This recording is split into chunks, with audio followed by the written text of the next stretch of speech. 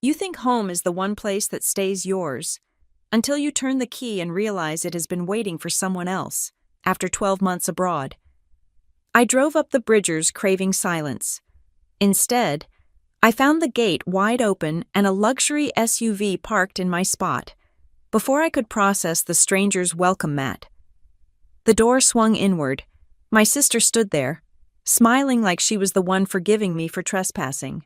My name is Riley Adams, and for the last 365 days, I had been living out of a suitcase that smelled perpetually of airport lounge sanitizer and recycled airplane air.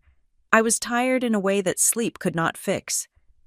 The kind of bone-deep exhaustion that comes from managing high-stakes clinical trial rollouts across 3 different European time zones for monoline clinical systems. I had spent the last year speaking in corporate acronyms, soothing anxious stakeholders in Zurich, and putting out logistical fires in London, all while pretending that I was not slowly hollowing out from the inside. The only thing that had kept me tethered to the ground, the singular point of gravity that prevented me from floating off into the ether of total burnout, was the image of a rough-hewn timber cabin tucked high in the Bridger Mountains, just outside Bozeman, Montana. It was my sanctuary. It was my roots. It was the only place on earth where I did not have to be Riley Adams, Senior Project Coordinator. I could just be Riley, the granddaughter of a woman who had taught me how to split wood and read the weather in the clouds. I had bought the place from the estate with the inheritance my grandmother left me, fighting off 2 developers who wanted to raze it and build something glass and soulless. That cabin was paid for with grief and love, and it was the place I fled to when the world demanded too much. I guided my rental car off the paved highway and onto the gravel service road that wound its way up the canyon. The sun was beginning to dip behind the peaks, casting long, bruised purple shadows across the valley. The air here was different. It was sharp and thin, smelling of pine needles and damp earth, a stark contrast to the stale, conditioned air of the transatlantic flight and the connecting hop from Denver. I rolled the window down, letting the chill bite my cheeks, needing to feel something real. My heart rate, which had been elevated for the better part of a year, finally began to slow its frantic rhythm. I was 20 minutes away, 10 minutes away. I rounded the final blind curve that led to my private driveway. Anticipating the ritual I had played out in my head 1,000 times, I would stop the car. I would get out into the silence. I would unlock the heavy iron gate I had secured 12 months ago. I would drive up, unload my bags, and pour a glass of whiskey. Then I would sit on the porch and listen to the wind until the noise of Europe faded into the background. But as the headlights swept across the entrance, the script shattered. The gate was wide open.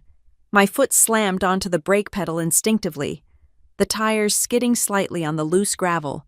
I sat there, gripping the steering wheel, my knuckles turning white. I knew I had locked it. I was meticulous about security. I remembered the weight of the heavy brass padlock in my hand the day I left, the satisfying click as I snapped it shut, sealing my sanctuary against the world. Now, the chain was draped loosely over the post, and the lock was nowhere to be seen. Adrenaline, cold and prickly, washed over the relief I had felt just seconds ago. My first thought was poachers, or maybe kids looking for a place to party. The cabin was isolated, tucked back into the timber, invisible from the main road unless you knew where to look. I shifted the car into park and sat idling, debating whether to call the sheriff, but the exhaustion made me stubborn. This was my home. I was not going to be scared off my own land after traveling 4,000 miles to get here. I eased the car forward, the gravel crunching loudly under the tires, a sound that seemed deafening in the mountain stillness. As I crested the small rise that revealed the cabin itself, the breath left my lungs in a sharp hiss. The motion sensor floodlights on the front of the cabin were blazing. The house wasn't dark and dormant as I had left it. It was lit up like a beacon, and sitting right there, parked in the exact spot where I usually parked my truck, was a glistening pearl-white SUV. I knew that car. I knew it intimately because I had wired $7,000 to the dealership 18 months ago to cover the down payment. It was Kendra's car, The confusion hit me harder than the fear. Kendra, my younger sister, the one with the chaotic orbit, the one who was always one bad breakup or one lost job away from a crisis.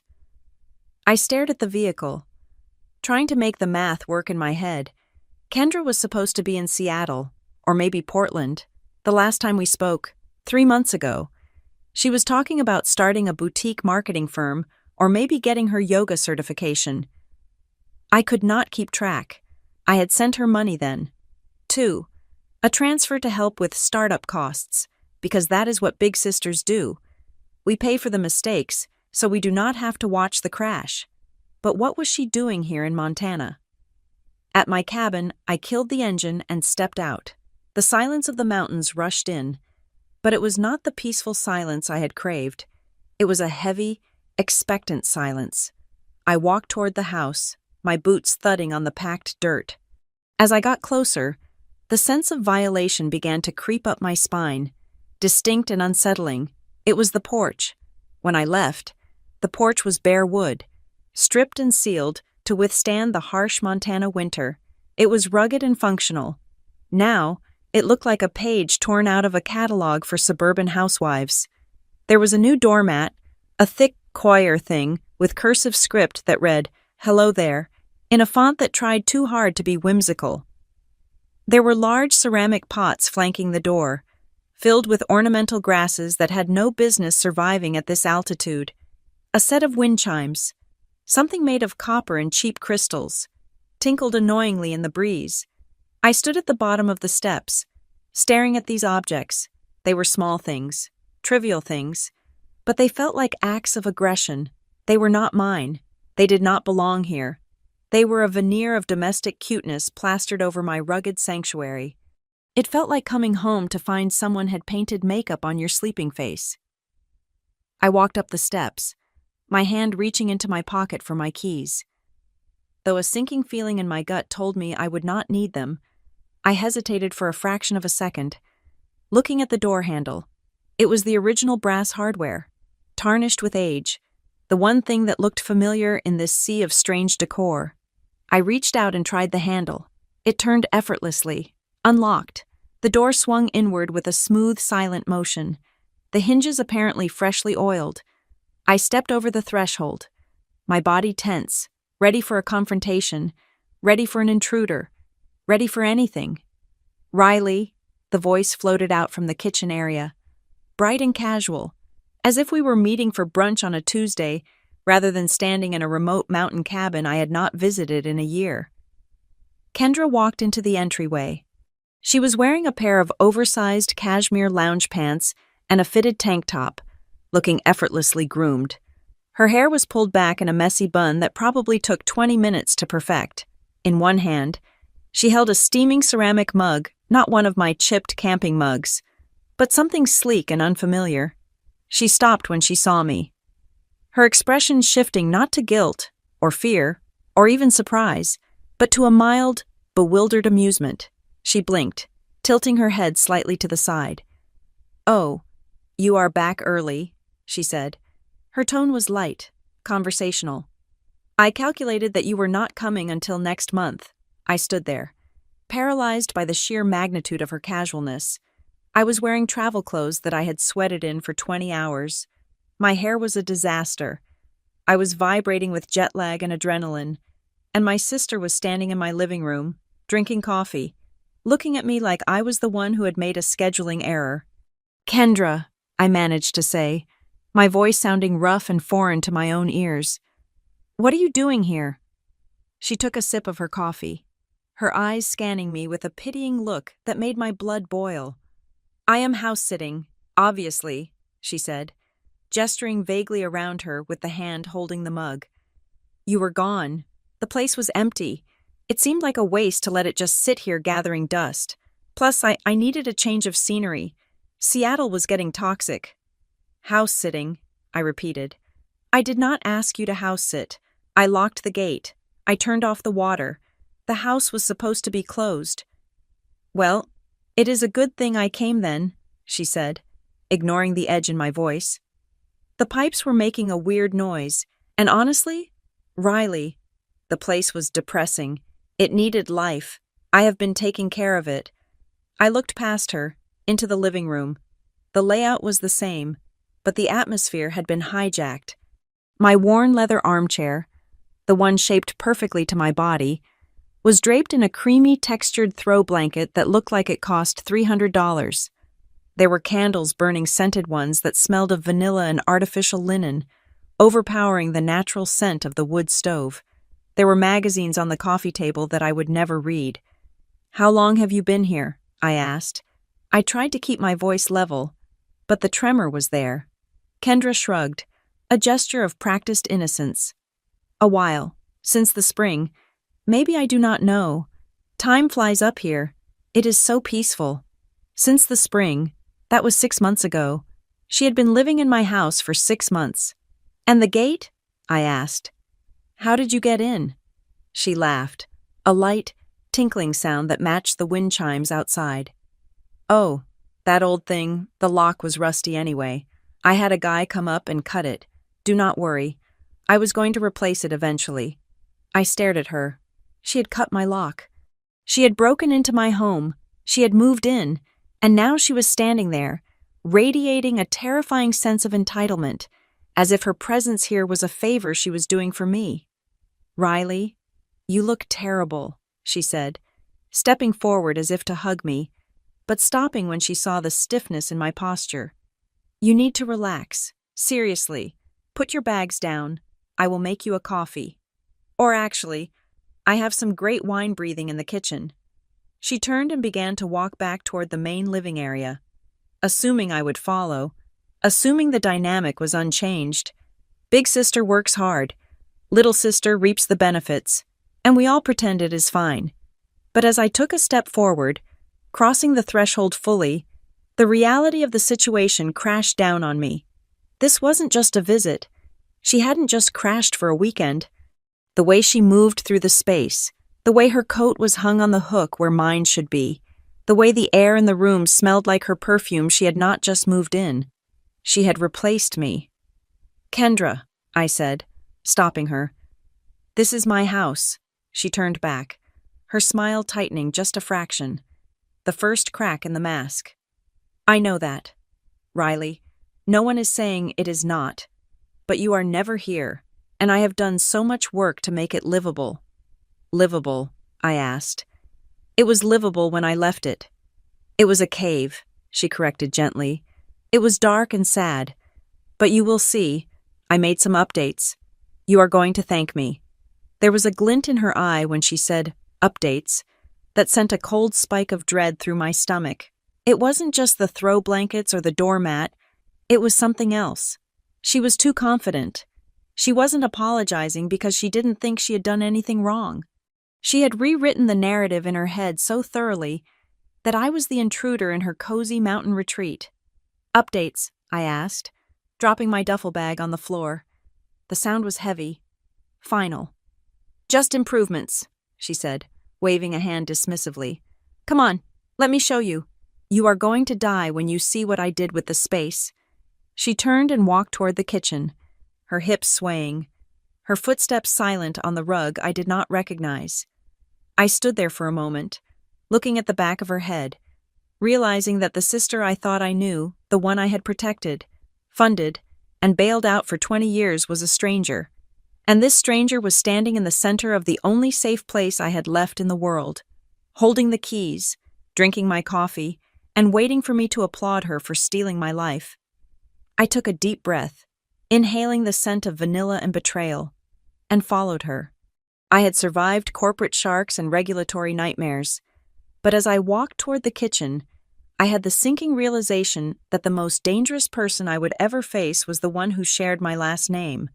The air inside the cabin was not stale, which should have been my first clue that the occupation was total. Instead of the scent of dry pine and dust that usually greeted me after a long absence, the atmosphere was thick with a fragrance that clawed at the back of my throat. It was something heavy and floral, like crushed gardenias and expensive department store perfume. It was a smell that belonged in a high-rise lobby in Los Angeles, not a timber frame house at 6,000 feet. I dropped my bag near the entryway. the thud of it hitting the floor the only sound of my own making in a room that felt aggressively alien. My eyes swept the living space, trying to reconcile the memory of my home with the reality before me. The changes were not structural yet, or at least not in this room, but they were pervasive. They were invasive. My sofa, a distressed leather piece that I had bought specifically because it could handle snow-dampened jeans and the occasional red wine spill, was unrecognizable.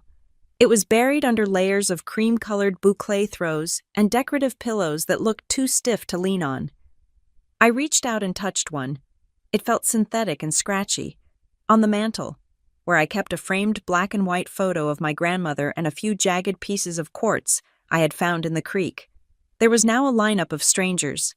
I stepped closer, my boots feeling heavy and clumsy on the new rug that had replaced my vintage woven runner. The photographs were high resolution, professional prints in gold frames. One showed Kendra laughing on a sailboat with people I did not know. Another was a candid shot of her holding a champagne flute at what looked like a gallery opening. There was not a single trace of me. It was as if I had been erased from the narrative of this house, scrubbed out and replaced by a version of my sister that existed only on social media feeds. On the coffee table, a stack of magazines sat fanned out with geometric precision. I picked up the top one. It was a luxury lifestyle publication focused on yacht interiors. I had never bought a magazine like that in my life. "I just wanted to keep the energy moving," Kendra said, coming up behind me. She had not stopped talking since we left the foyer, her voice maintaining that maddeningly casual pitch. "You know how houses get when they sit empty. Riley, they get sad, they get musty. I am doing you a huge favor by keeping the circulation going." I turned to face her. She was leaning against the door frame, sipping her coffee, looking at me with wide, expectant eyes. She was waiting for praise. She was waiting for me to thank her for colonizing my sanctuary. "Energy," I asked, my voice flat. "Kendra, this is not about energy. You have redecorated my living room. Where is the picture of Grandma? Where are my hiking guides?" "Oh, those." She waved a hand dismissively toward a closet down the hall. "I boxed all that clutter up. It was just gathering dust. And honestly, it looked a little hoarding adjacent. I wanted to give the place a cleaner aesthetic, minimalist. It helps you breathe." I felt a tightness in my chest that had nothing to do with the altitude. "I did not ask you to help me breathe. I asked you how long you have been living here." She took a slow sip of her coffee, her eyes darting to the left for a fraction of a second. "I told you, a while. It is hard to keep track of days up here. It is so restorative." "Give me a number, Kendra," I said. "Weeks, months." "Does it matter?" she countered, her tone shifting to defensive. "The house is standing, is it not? It is warm. The lights are on. You should be happy someone was here to make sure the pipes did not freeze." I turned away from her, unable to look at that practiced mask of innocence any longer. I needed to be alone. I needed to wash the travel off my skin and reclaim some small corner of my territory. I grabbed the handle of my suitcase and dragged it toward the master bedroom. "I am going to shower," I said, cutting off her next sentence about feng shui or whatever nonsense she was spewing. "We will talk about this when I come out." I pushed open the door to the master bedroom, expecting at least this room to be inviolate. My bedroom was my retreat within a retreat. It was simple: a bed, a dresser, and a large window facing the tree line. I stopped dead in the doorway. The bed was unmade, a tangle of silk sheets in a shade of blush pink that I would never own, but it was the rest of the room that made my stomach turn. Every flat surface was covered. My dresser, usually bare except for a jewelry dish and a lamp, was a sprawling landscape of beauty products. Bottles of serums, jars of creams, hair tools, and makeup palettes were scattered everywhere. It looked like the backstage area of a fashion show. I walked over to my closet, and yanked the doors open. My flannel shirts, my heavy winter coats, my carefully organized work blazers, they were gone. In their place hung rows of clothes that still had the tags on them: silk blouses, designer denim, long cashmere cardigans, The floor of the closet was lined with shoeboxes. I saw boots that cost more than my first car. I stood there, staring at the sheer volume of material goods. This was not the wardrobe of someone crashing for a few weeks. This was the wardrobe of someone who had planted a flag. "I moved your stuff to the guest room lockers," Kendra said from the hallway. She had followed me. Of course she had. "I needed the space. You know I have a lot of clothes for my brand presence." "Your brand presence," I repeated, looking at a jar of face cream that I knew cost $300. "In the middle of the woods. I do content creation now." "Riley," she said, as if I should have known this. "The lighting in here is fantastic in the morning, and do not look at me like that. I took good care of your things. I folded them." I felt like a guest in my own home. No, not a guest. An intruder. I was the one with the suitcase standing in the doorway while the rightful owner explained the storage situation. The gaslighting was so subtle, so seamless, that for a second I actually felt guilty for taking up space. Then the anger snapped back, hot and sharp. "Get out," I whispered. "What?" "Get out of my room," I said, louder this time. "I need 5 minutes without seeing your face or your $300 moisturizer." She rolled her eyes, a gesture so juvenile it almost made me laugh. "Fine. You are just jet-lagged. You get so cranky when you travel. I will be in the kitchen. You have to see the kitchen. Riley, that is the real surprise." She turned and walked away, leaving me standing amidst the wreckage of my privacy. I did not unpack. I could not. There was nowhere to put anything. I simply washed my face with cold water in the bathroom sink, ignoring the 4 different electric toothbrushes on the counter, and stared at myself in the mirror. I looked old. I looked tired. And I looked like a woman who was losing her grip on reality. I could not hide in the bedroom forever, and her comment about the kitchen, the real surprise, was gnawing at me with a terrifying persistence. The kitchen was the heart of this cabin. It was the one room I had poured my soul into. I had sanded those cabinets by hand.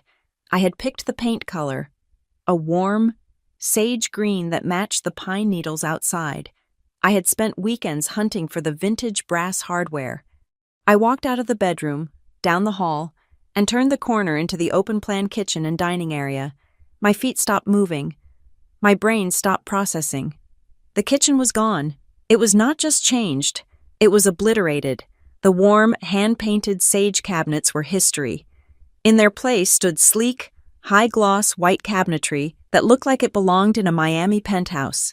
The butcher block countertops, stained with the memories of 100 meals, had been ripped out and replaced with cold, gray-veined stone that felt clinical and imposing. The backsplash was a jagged, geometric tile that made my eyes hurt, and the lighting, the soft, warm pendant light I had loved, was gone. Suspended from the ceiling was a massive, industrial-looking chandelier made of twisted metal and exposed bulbs. It looked like a torture device. "Surprise!" Kendra shouted. She was leaning against the center island, an island that was twice the size of the old one and took up half the walking space. She spread her arms wide. "Isn't it breathtaking?" I could not speak. I walked forward, running my hand along the cold stone of the counter. It felt dead. The soul of the house had been gouged out with a sledgehammer. "Where?" I started, my voice cracking. "Where are my cabinets?" "Oh, the contractor hauled that old wood away," Kendra said cheerfully. "It was rotting. Riley, trust me, it was a hazard. This is Italian design. Soft close drawers, smart fridge. Look, you can check the inside of the refrigerator from your phone." She tapped on the door of a stainless steel refrigerator that was the size of a small car. It hummed with a low, menacing frequency. "You tore out my kitchen," I said, the reality finally landing with the weight of a physical blow. "You tore it out without asking me." "I knew you would hesitate," she said, her tone patronizing. "You are so sentimental about old junk. I wanted to do this for you. It increases the property value by like 20% instantly. I did the research." I looked around the room. The appliances were top of the line. The faucet was gold. The stove was a 6-burner professional range that neither of us knew how to use properly. This was not a minor update. This was a full-scale gut renovation. "How much?" I asked. The words felt like stones in my mouth. "What? How much did this cost?" "Kendra." I turned to look at her. "This is not paint and new handles. This is a fortune. Where did the money come from?" She waved her hand in the air, the gesture loose and carefree. "Oh, do not worry about the price tag. It was a steal. The contractor said I have a great eye for negotiations. The whole thing, materials and labor, was only $58,900. The room spun. $58,900. She said it as if it were the price of a used sedan, not a life-altering sum of money. 58,000, I repeated, my voice rising. "Are you insane? You spent nearly $60,000 on a kitchen I did not ask for. How you have been unemployed for 2 years. Kendra, where did you get $60,000? She busied herself with the espresso machine, a chrome monstrosity that probably cost more than my first semester of college. "I told you, I am investing. It is an investment in the asset. You have to spend money to make money. Riley, look at this crema." She held up a tiny cup of coffee. I slapped it out of her hand.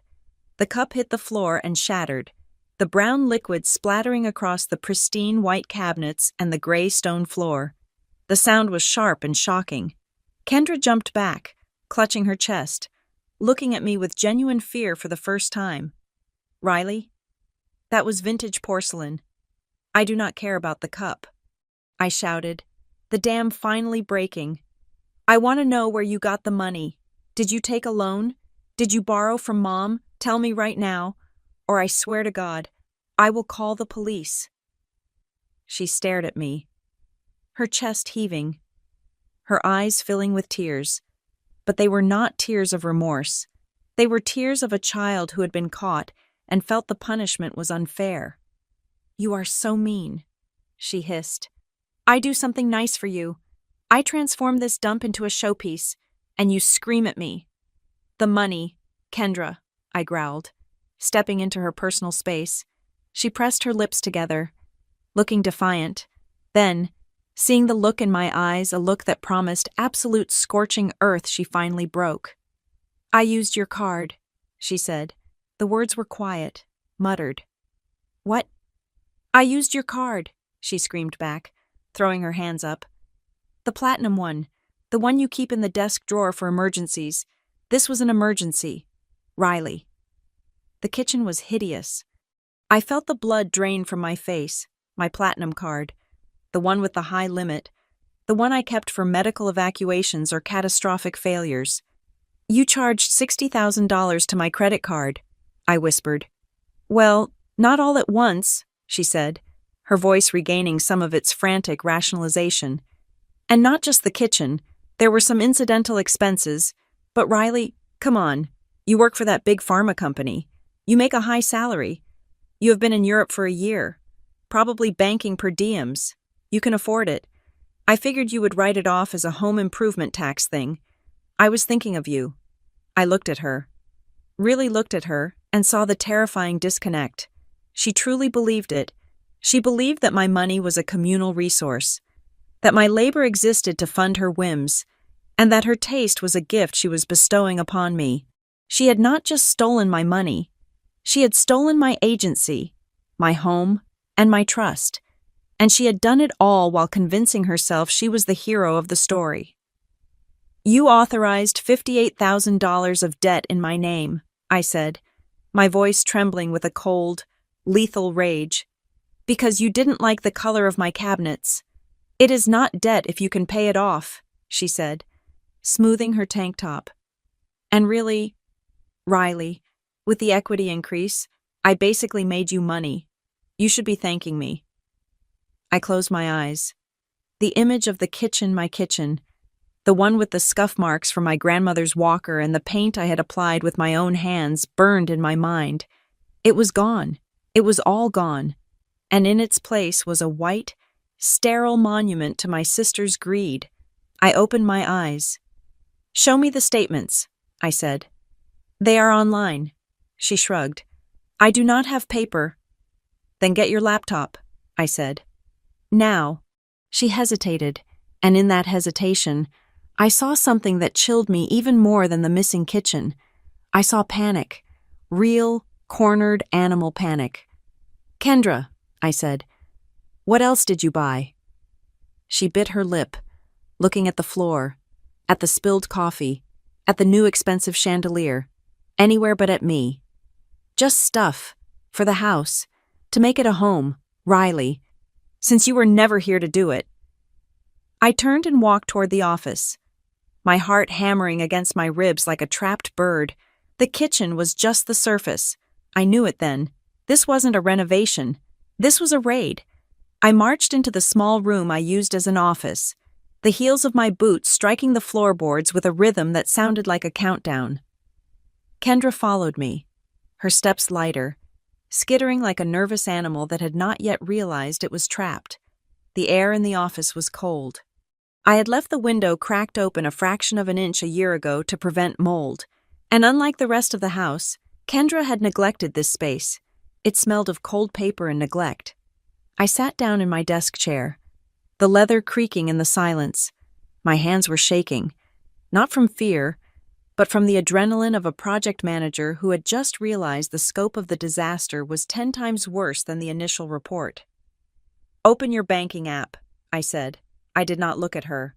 I was looking at the drawers of my desk, calculating what I might find. You are acting like I am a thief, Kendra said, her voice pitching up into that shrill register she used when she wanted to play the victim. She leaned against the doorframe, crossing her arms over her chest, protecting herself. I am your sister, Riley. I was improving the asset. You treat me like I broke in and stole the silverware. You cut the lock, I reminded her, my voice dangerously calm. And you spent nearly $60,000 on a kitchen without asking. Now, open the app. I cannot, she said, pouting. My phone is dead. I knew she was lying. I had seen her texting not 5 minutes ago, but I did not have the energy to fight her for the device. I had other ways of finding the truth. I reached for the handle of the deep bottom drawer of my desk, the one where I kept tax documents and warranties. I pulled. It slid open with a heavy, sliding sound, revealing that it was not full of my organized files. It was stuffed to the brim with crumpled invoices, glossy brochures, and carbon copy receipts. I reached in and grabbed a handful of paper. My heart hammered against my ribs as I smoothed out the top document. It was a contract from a company called Bridger Valley Stone Tile. The date was from 4 months ago. I scanned the bottom of the page. There, on the line for homeowner's signature, was a scrawl that looked vaguely like mine, but with a flourish I never used. Beside it, printed in neat block letters, was the title, Authorized Representative. You signed for me, I said, holding up the paper. The white sheet trembled slightly in my hand. You signed a legal contract as my representative. They needed a signature to start work, Kendra said, shrugging as if it were a minor bureaucratic annoyance. You were in Zurich, or London. I did not want to bother you with paperwork. I dropped the paper and picked up another. This one was from a high-end appliance distributor in Bozeman. $6,400 for the refrigerator, $3,200 for the dishwasher, and again, the signature, Kendra Adams, Representative.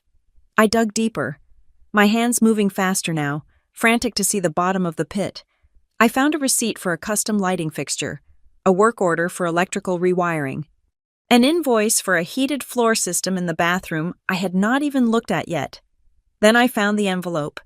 It was a standard business envelope from my bank, the one that held the credit card I kept for emergencies, but the address on the plastic window was wrong. It did not say Riley Adams. 1404 Pine Ridge Road. It said Riley Adams, P.O., Box 442, Belgrade, Montana. I stared at the address. Belgrade was the town at the bottom of the valley, 20 minutes away. You changed my billing address, I said. It was not a question. The realization washed over me like ice water. This was not just an impulse decision to renovate a kitchen. This was a systematic interception of communication. You moved my financial statements to a Pixo box, so I would not get the fraud alerts at my apartment in Seattle or the email notifications. Kendra shifted her weight, looking at her fingernails. The mail service up here is unreliable. I missed a few Amazon packages. I opened a box to keep things safe. It was for security. Riley, you intercepted my bank statements for 6 months, I said, my voice rising. That is federal mail fraud. Kendra, you are so dramatic, she scoffed. I paid the minimums. Well, mostly. I think I missed last month because the transfer from my savings was slow, but I was handling it. You were handling it with my money, I snapped. I turned back to the drawer, pulling out a thick folder that had been shoved to the back. Inside was a brochure for something called the Nordic Spa Experience. I flipped it open. It was a catalog for outdoor hot tubs. Stapled to the front was a receipt, $12,800. A hot tub? I asked, looking up at her. You bought a hot tub. It is good for your back, she said quickly. And the rental listing, I mean. If we ever wanted to rent it out, places with hot tubs go for like $300 a night more. Rent it out. I stood up, the chair scraping loudly against the floor. You have been planning to rent my house. I was just thinking ahead, she cried. And anyway, I needed it. I have been here since February. It gets cold at night. I froze. February? She clamped her mouth shut, realizing her mistake, but it was too late.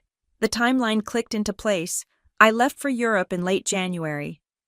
You said you came in the spring, I said, walking around the desk to stand in front of her. February is winter. Kendra, you have been here for 8 months. You moved in 2 weeks after I left. She shrank back against the doorframe, her bravado faltering. I had a situation. My roommate in Seattle was crazy. She kicked me out. I had nowhere to go. I thought I would just crash here for a few weeks until I got back on my feet. And in those few weeks, I said, relentless, you decided to gut my kitchen and install a spa? I was nesting, she yelled, her face flushing red. I was trying to make a home because I didn't have one. Is that a crime, wanting a nice place to live? It is when you use my credit card to pay for it, I countered. I turned back to the desk and grabbed a notepad. I needed to see the number. I needed to see the damage in black and white. My hands flew across the paper, jotting down the figures from the invoices scattered across the desktop. Kitchen renovation, $58,900. Hot tub and installation, $12,800. Appliances, $9,600. Furniture orders I found in a stack of delivery slips, $14,200. There was a recurring charge for a cleaning service. Mountain maids coming twice a week for 6 months, $3,800. There were grocery bills, liquor store receipts, a receipt for a 75-inch television that must be mounted in the bedroom I had been too afraid to enter. I drew a line under the column of numbers and did the math. I checked it twice, praying I had carried a 1 wrong somewhere.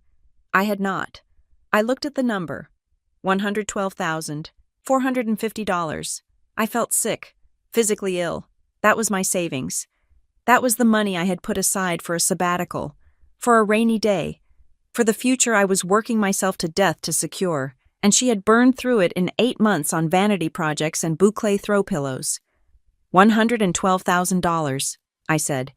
The number hung in the air between us, heavy and suffocating. Kendra looked at the notepad, then at me. For a moment, she looked terrified. But then, that twist of narcissism that had defined our childhood kicked in. Her face hardened. Well, she said, lifting her chin, Grandma left you the house and the portfolio. She left me $5,000 and a box of costume jewelry. You got everything. Riley, you always get everything. Grandma left me the house because I took care of her for 3 years while you were finding yourself in Bali and Austin, and wherever else you went, I said, my voice shaking with the effort to keep it steady. I earned this house. I paid the taxes. I maintained the roof. It is not fair, Kendra said, her voice dripping with venom. You have a high-paying job. You have stocks. You have this place. And I'm struggling. I am trying to build something. And you are hoarding wealth. So yes, I use some of it. Think of it as an advance on the inheritance I should have gotten. We are sisters. We are supposed to share.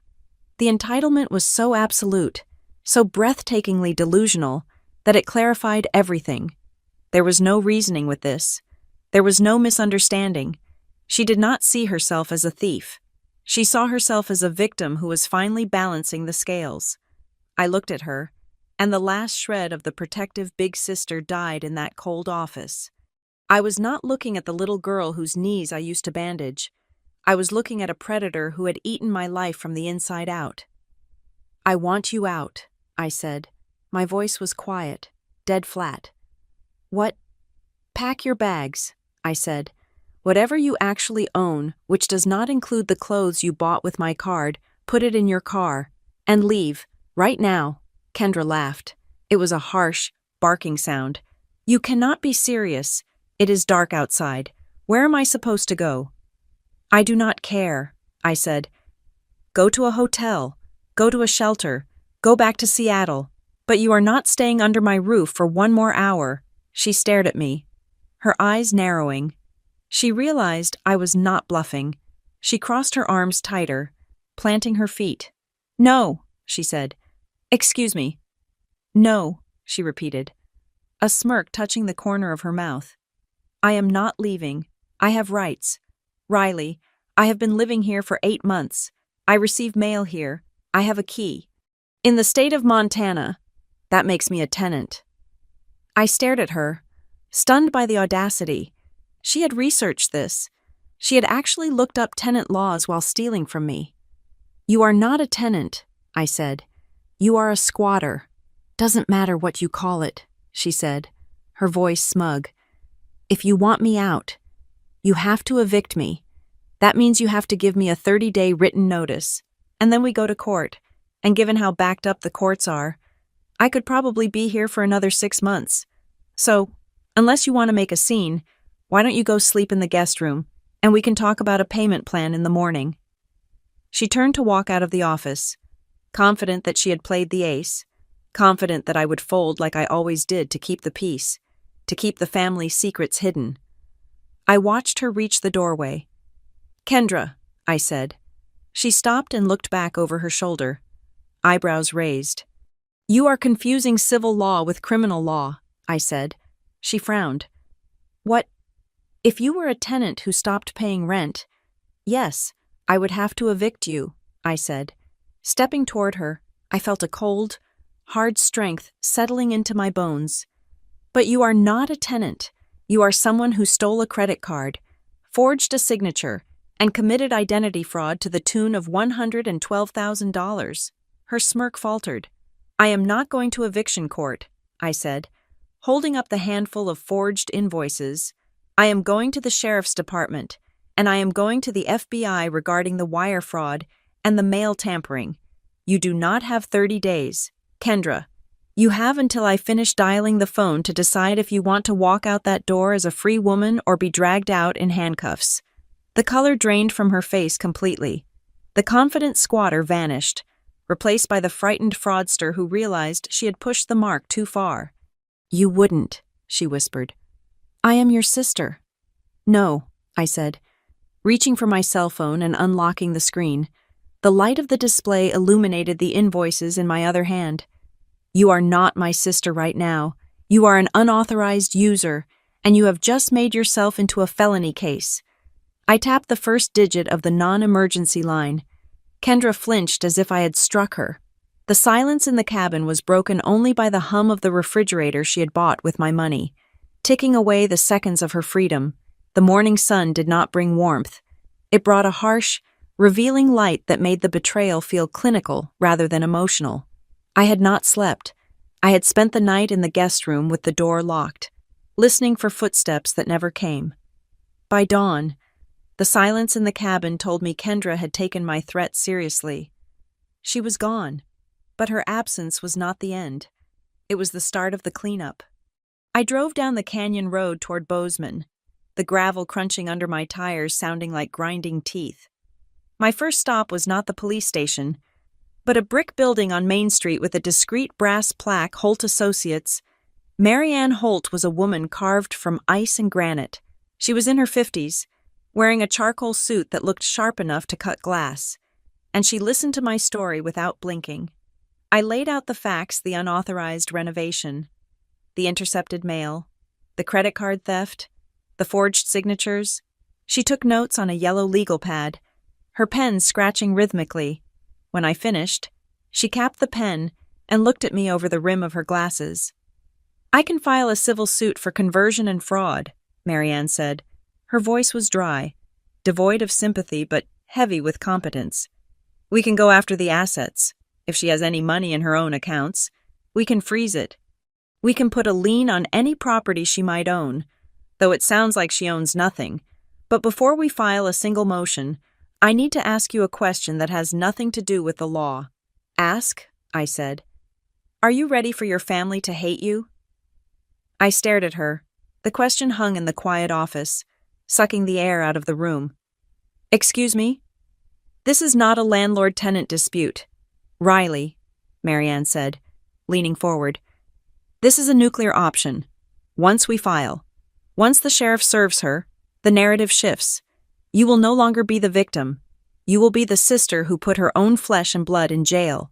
Your parents, your cousins, your aunts, they will not see the $100,000. They will only see the handcuffs. They will ask you why you could not just work it out privately." She paused, letting the reality sink in. "So," she repeated, "are you ready to be the villain at Thanksgiving dinner?" I thought about the smirk on Kendra's face when she claimed squatters' rights. I thought about the white kitchen that looked like a mausoleum for my grandmother's memories.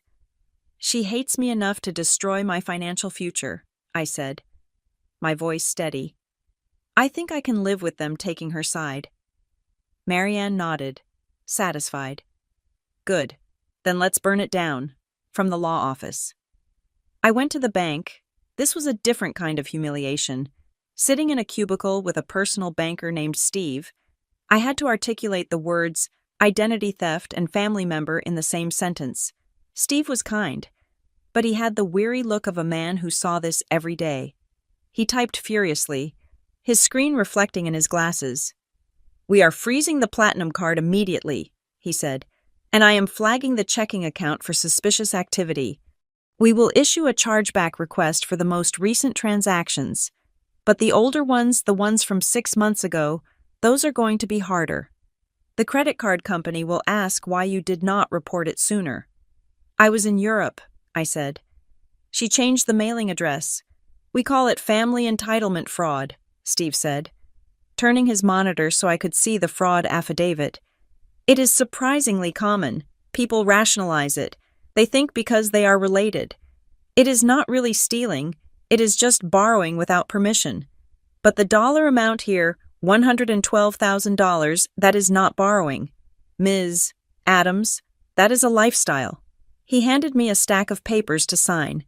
Each signature felt like I was signing away a piece of my past. Admitting that the people I loved were capable of parasitism, my third stop was the Gallatin County Sheriff's Office. The detective assigned to take my statement was young, perhaps in his late 20s, with the name Price stitched onto his tactical vest. Detective Owen Price. He looked like he should be fresh out of the academy, but his eyes were sharp and cynical. He listened to the recording I had made of Kendra admitting to the debt. I had had the presence of mind to hit record on my phone the moment she started screaming the night before. "The total is over 100,000, Price asked, looking up from his notes.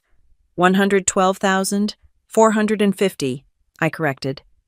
"That pushes it well past felony theft," Price said. He tapped his pen on the desk. "And the intent is clear. The P.O. box is the kicker. That proves premeditation.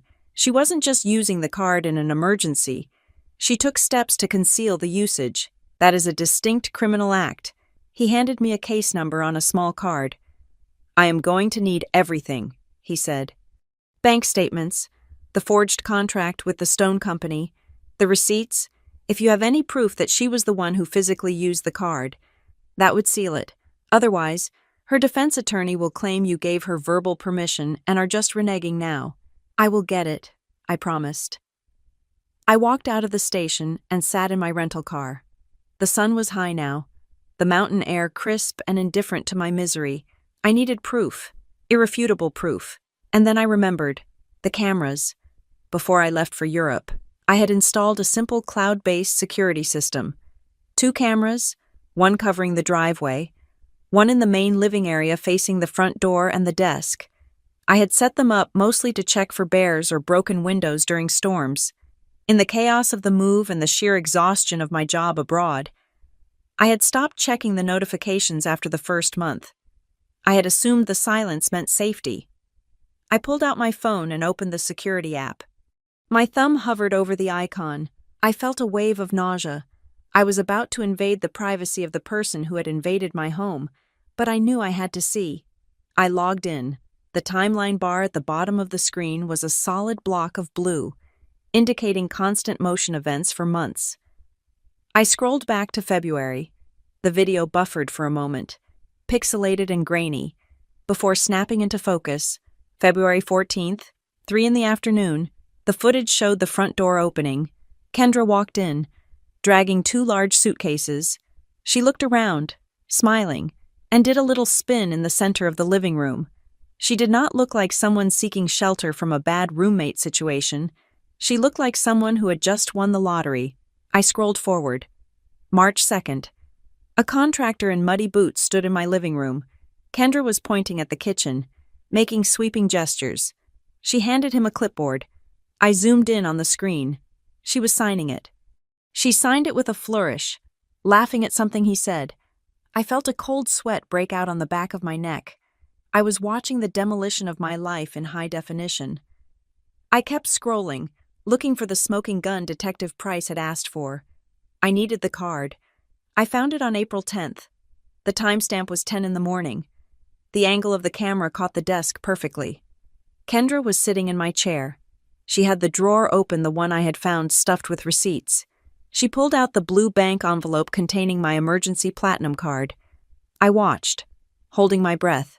As she opened the envelope, she took the card out.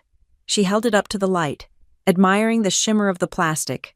Then, she pulled out her own phone. She placed the card on the desk, face up. She took a photo, then she flipped the card over to the back.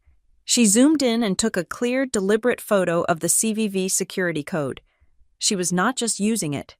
She was archiving the data so she could use it for online purchases without needing the physical card.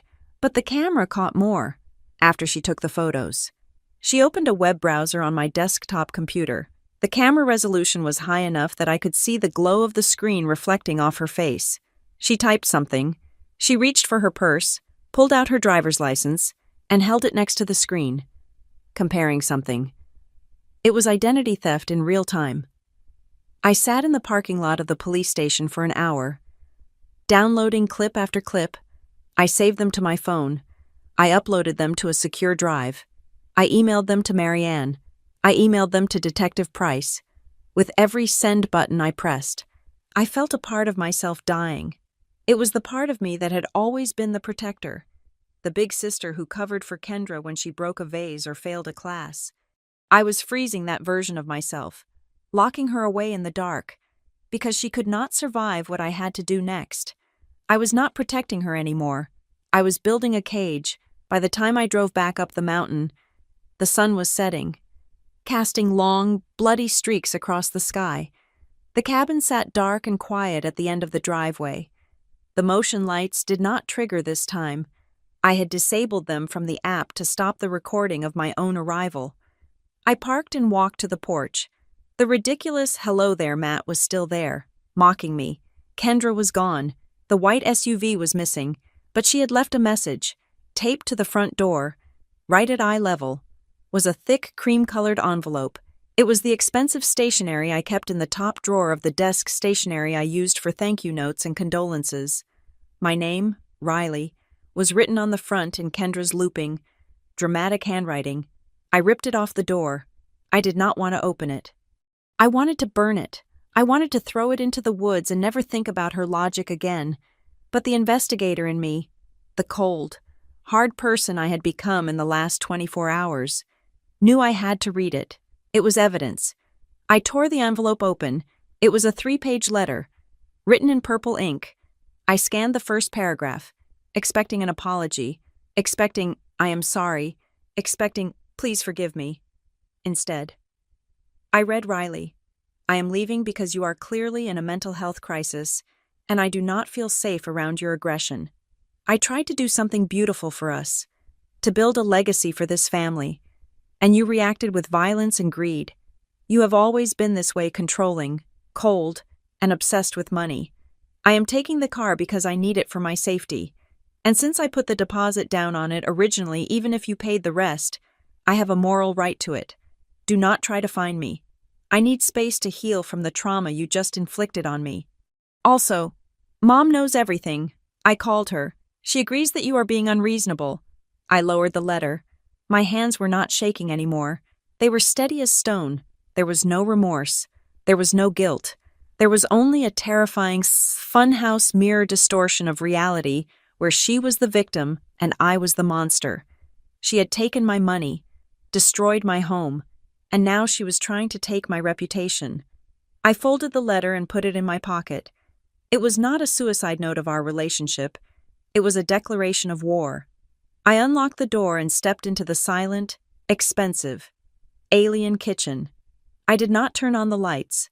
I stood in the dark, listening to the hum of the refrigerator that had cost me $6,000, and I realized that the investigation was over. The battle was just beginning. The letter Kendra left taped to the door was not a confession. It was a manifesto of victimhood. I sat on the cold, gray stone of the hearth, the one she had installed over my grandmother's original brickwork, and read the 3 pages again. Her handwriting was loopy and frantic, the purple ink pressing through the paper in places where she must have been particularly self-righteous. She did not apologize for the $112,000. She did not apologize for the fraud.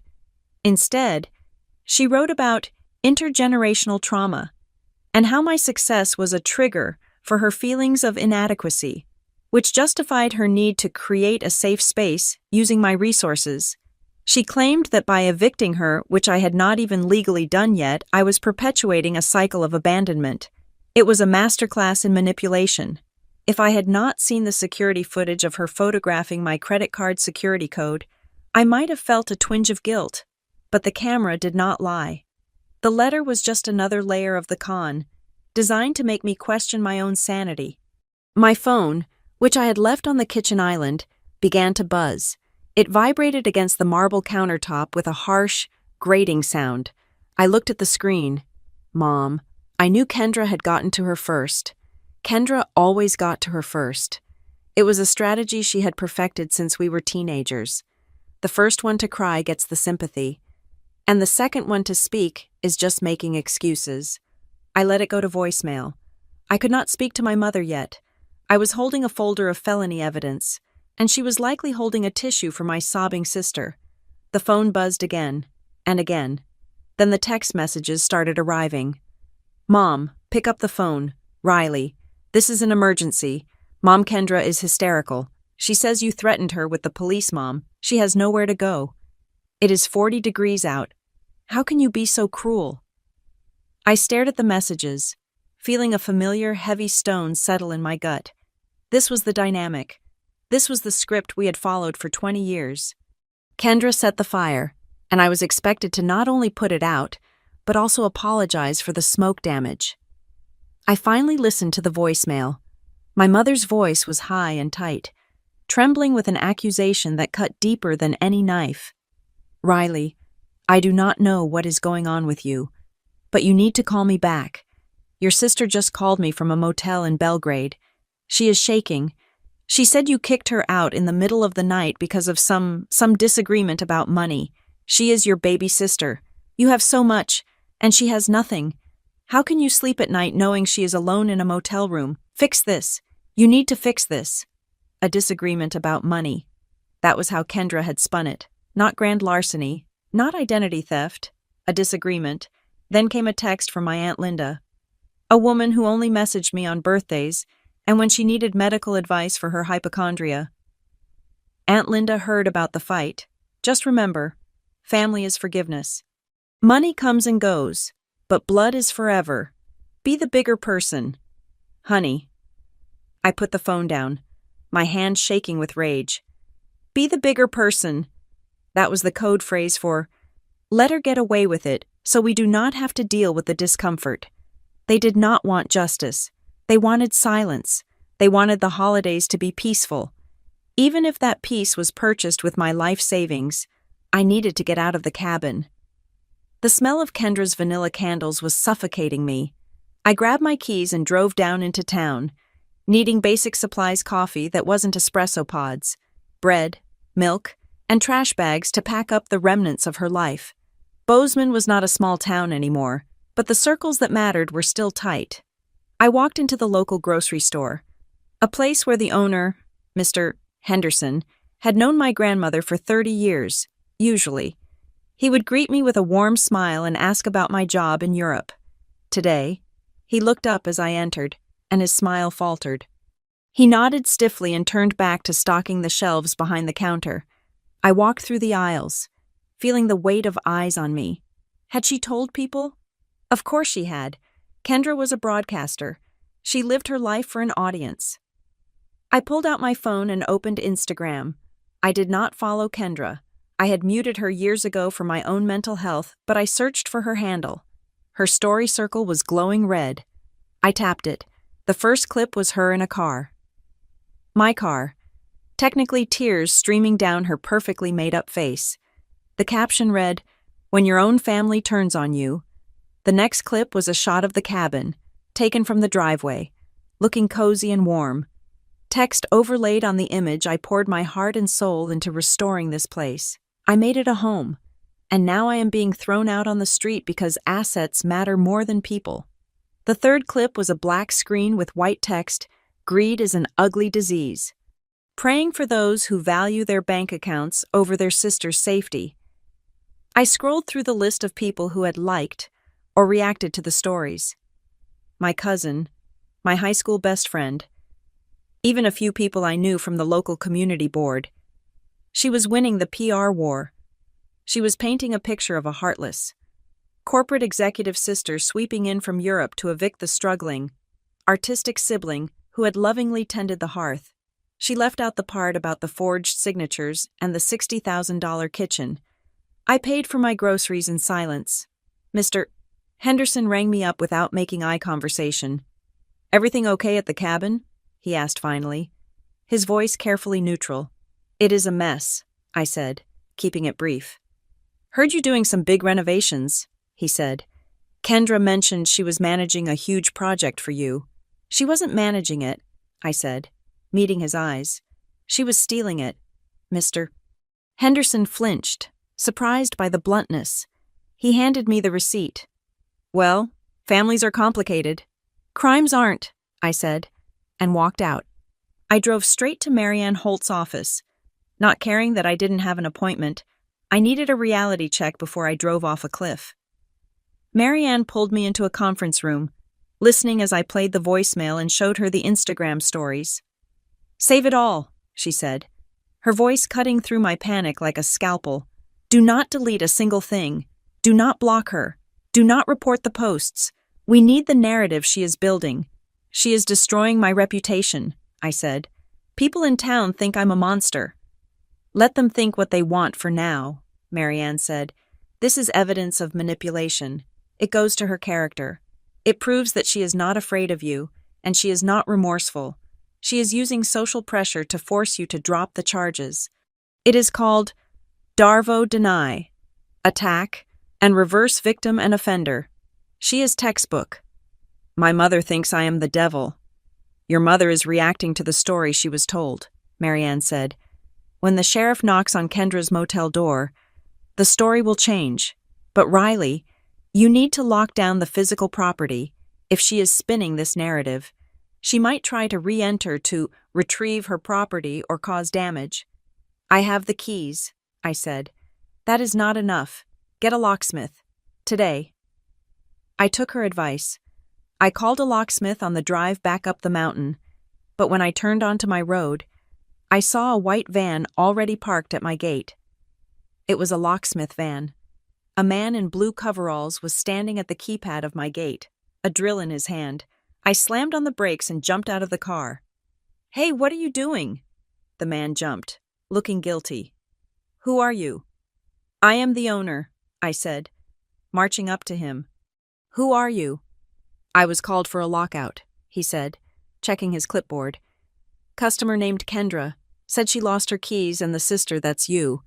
I guess locked her out illegally. She wanted the locks changed on the house and the gate recoded." My blood ran cold. She had tried to change the locks on me. She wanted to lock me out of my own house while I was gone, probably to come back and strip the place of whatever she hadn't already sold or destroyed. "She is not the owner," I said, my voice shaking. "I am, and if you drill that lock, I will have you arrested for breaking and entering." I showed him my ID and the property deed I had saved on my phone. The locksmith paled. "She sounded really convincing," he stammered. "She said it was urgent. Safety issue." "Get off my property," I said. He packed up and left in under 2 minutes. I stood by the gate, realizing how close I had come to losing physical control of the cabin. If I had been an hour later, I would have been the one locked out, pounding on the door while she called the police on me. I drove up to the house, my hands gripping the wheel so hard my fingers ached. I went inside and bolted the door. I spent the next hour changing the codes on every digital lock, every keypad, every account I could think of. I sat down at my computer to check my email, needing to make sure she hadn't accessed my work accounts. There was an email in my personal inbox, time-stamped from 20 minutes ago. It was from a sender I did not recognize, Bozeman Home Lending Solutions. The subject line read, "Confirmation of second draw disbursement." I frowned. I didn't have a loan with Bozeman Home Lending. I had paid off the mortgage on the cabin 3 years ago. I opened the email. "Dear Ms.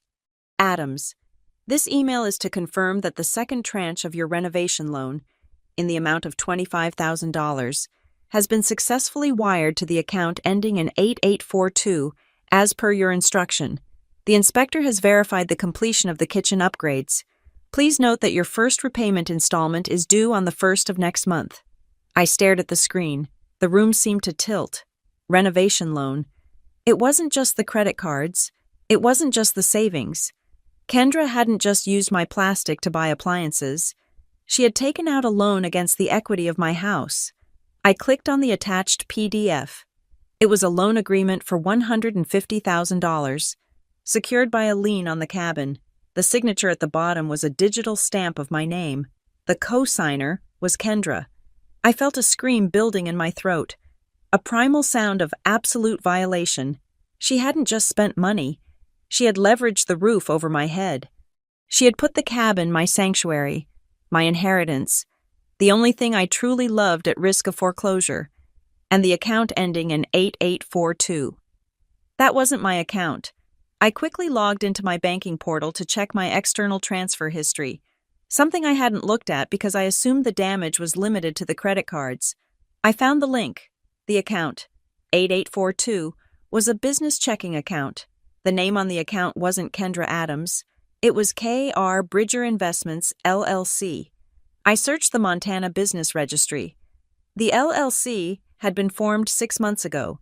The registered agent was Kendra.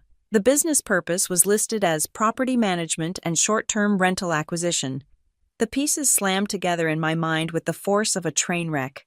She wasn't just living here. She wasn't just stealing to buy nice things. She was building a business. She was using my credit, my equity, and my home to launch a rental empire in her name. She had incorporated. She had taken out loans.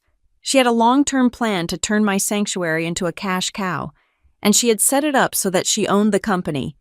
But I held the debt, the letter, the tears, I just needed a place to stay. It was all a distraction. This was a corporate takeover. I picked up the phone to call Marianne, my fingers numb. The disagreement about money my mother was crying about was actually a 6-figure embezzlement scheme, and I realized with a terrifying clarity that Kendra didn't hate me. She didn't care enough to hate me. To her, I wasn't a sister. I was just a venture capitalist she hadn't bothered to inform. The cavalry did not arrive on a white horse. She arrived in a rented sedan, carrying a bag of spicy Thai basil chicken and a Pelican case containing a military-grade laptop. Harper Quinn had been my best friend since our sophomore year of college, where she had once systematically dismantled a landlord who tried to keep our security deposit by citing obscure zoning codes he did not know she had memorized. Now, she was a senior risk management consultant for a firm in Chicago that handled corporate hostile takeovers. She was the only person I knew who found spreadsheets to be a form of recreational therapy. She walked through the front door of the cabin, took one look at my pale face and the stack of fraud affidavits on the marble island, and set the food down with a decisive thud. "Nobody gaslights my best friend," she said. It was not a greeting. It was a mission statement. She did not ask me how I was feeling. She knew how I was feeling. I was feeling like a building that had been controlled demolished.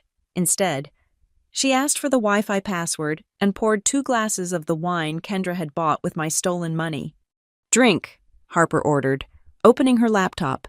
"Then we work. You are thinking like a sister right now. I need you to think like an auditor." We turned the dining room table, the one I still hated because it was cold and gray, into a war room.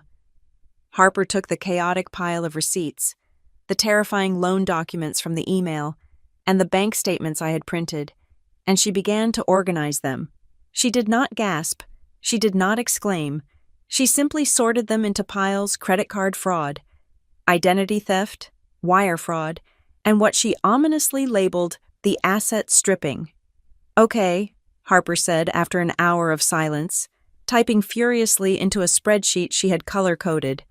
"Here is the timeline. She did not just move in and lose control of her spending. This was a launch." "A launch?" I asked. I was sitting opposite her, watching the rows on her screen fill up with numbers that represented my life savings. "Look at the purchasing pattern," Harper said, spinning the laptop around.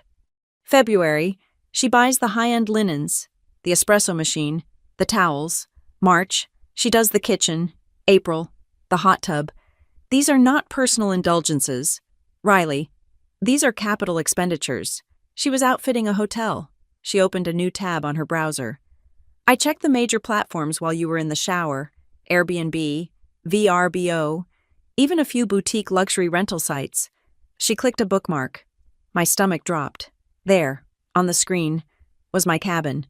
But it was not described as Riley's mountain getaway. The listing was titled, "The Lux Bridger Chalet Modern Amenities in a Rustic Setting." The photos were professional. There was the kitchen, gleaming in white. There was the hot tub, steaming in the twilight.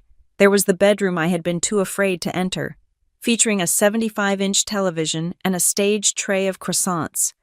"She listed it," I whispered. "She listed it in May," Harper corrected. "And look at the calendar." She scrolled down. The calendar was a sea of gray, indicating booked dates. "She has had 90% occupancy for the last 4 months, Harper said, her voice hard. "At $450 a night, plus a cleaning fee." I did the math in my head. 4 months, 90% occupancy, that was dozens of guests. Strangers sleeping in my house, using my water, walking on my floors. "Where is the money?" I asked. I checked my accounts. I checked the LLC account I found. I did not see transfers that matched this volume. "That is the question," Harper said. "If she is booking through a platform, the payout goes to the bank account on file. If she set up the account under the LLC, we should see it.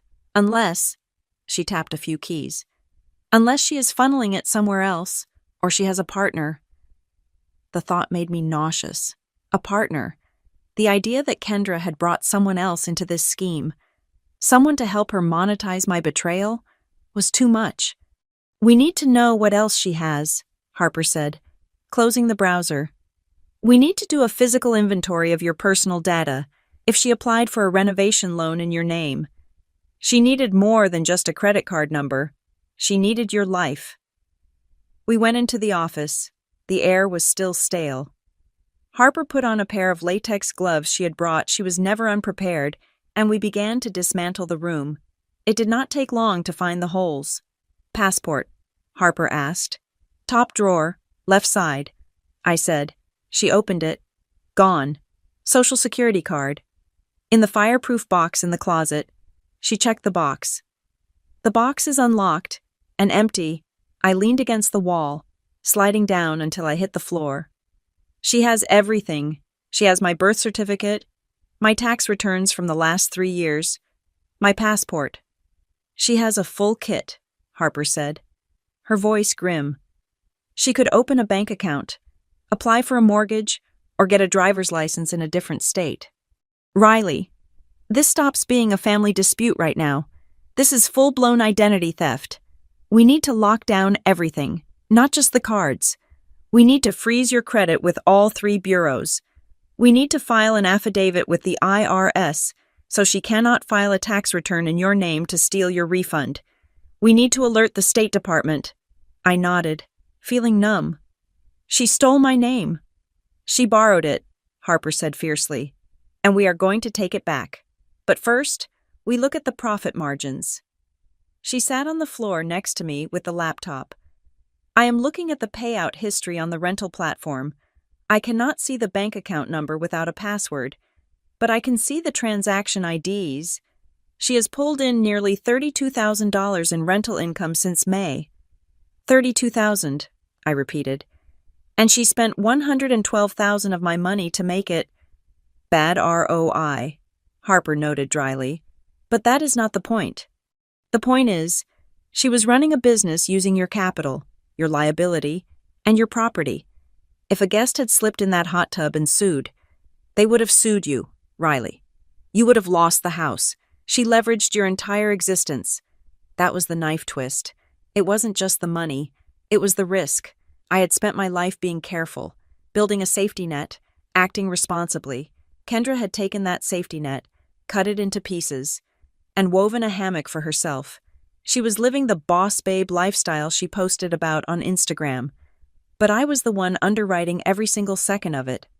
My phone rang. It was Marianne Holt. I put it on speaker so Harper could hear.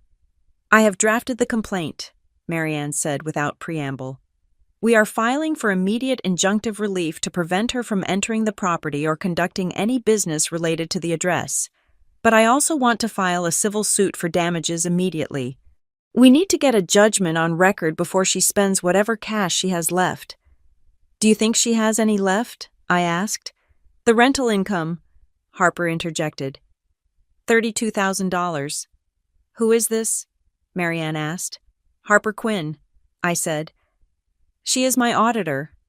Good, Marianne said. If she has $30,000 liquid, we want to freeze it. But Riley, the civil suit serves another purpose. It creates a paper trail of facts that the district attorney can use. In criminal court, the burden of proof is beyond a reasonable doubt.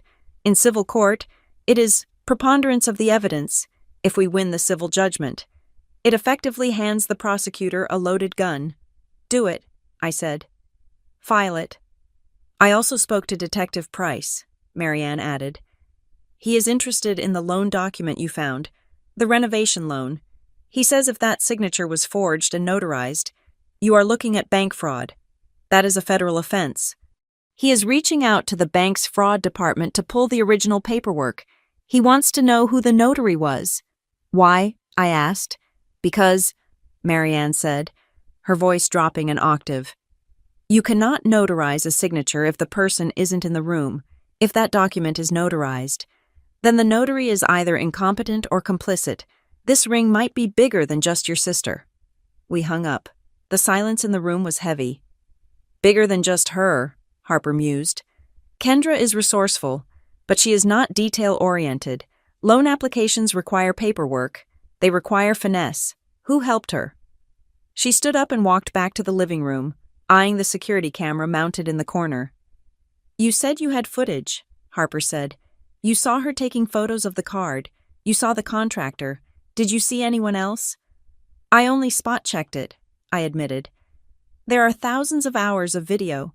That is why I'm here, Harper said. I am going to scrub the timeline.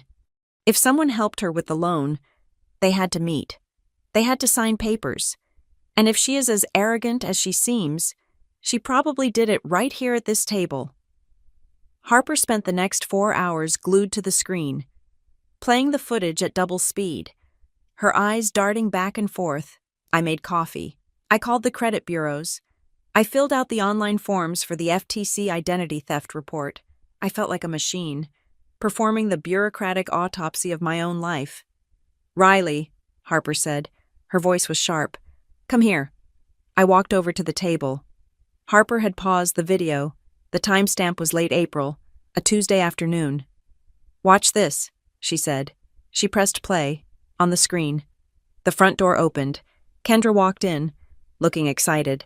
She was wearing a blazer, her business look. Behind her walked a man. He was tall, wearing a generic gray suit that looked slightly ill-fitting. He carried a leather briefcase. "Who is that?" I asked. "I do not recognize him." "Watch the interaction," Harper said. Kendra led him to the dining table, my table. They sat down. The man opened his briefcase and pulled out a thick stack of documents. He laid them out. He pointed to several places on the pages. Kendra signed. Then, the man pulled out a stamp, a notary stamp. He pressed it onto the pages, one by one. He wasn't just a notary. He was bringing the papers to her. "Pause," I said. "Zoom in on him." Harper enhanced the image. The man's face was grainy, but distinct. He had a receding hairline and a nervous way of checking his watch. "He looks familiar," I muttered. "I have seen him around town." "Keep watching," Harper said. After the signing was done, the man put the papers back in his briefcase. Then, he handed Kendra a separate, thinner folder. She opened it and pulled out what looked like a check. She smiled a wide, predatory grin, and then she leaned across the table and hugged him. It was not a professional hug. It was familiar. It was conspiratorial. "They know each other," Harper said. "That is not a loan officer. That is a friend."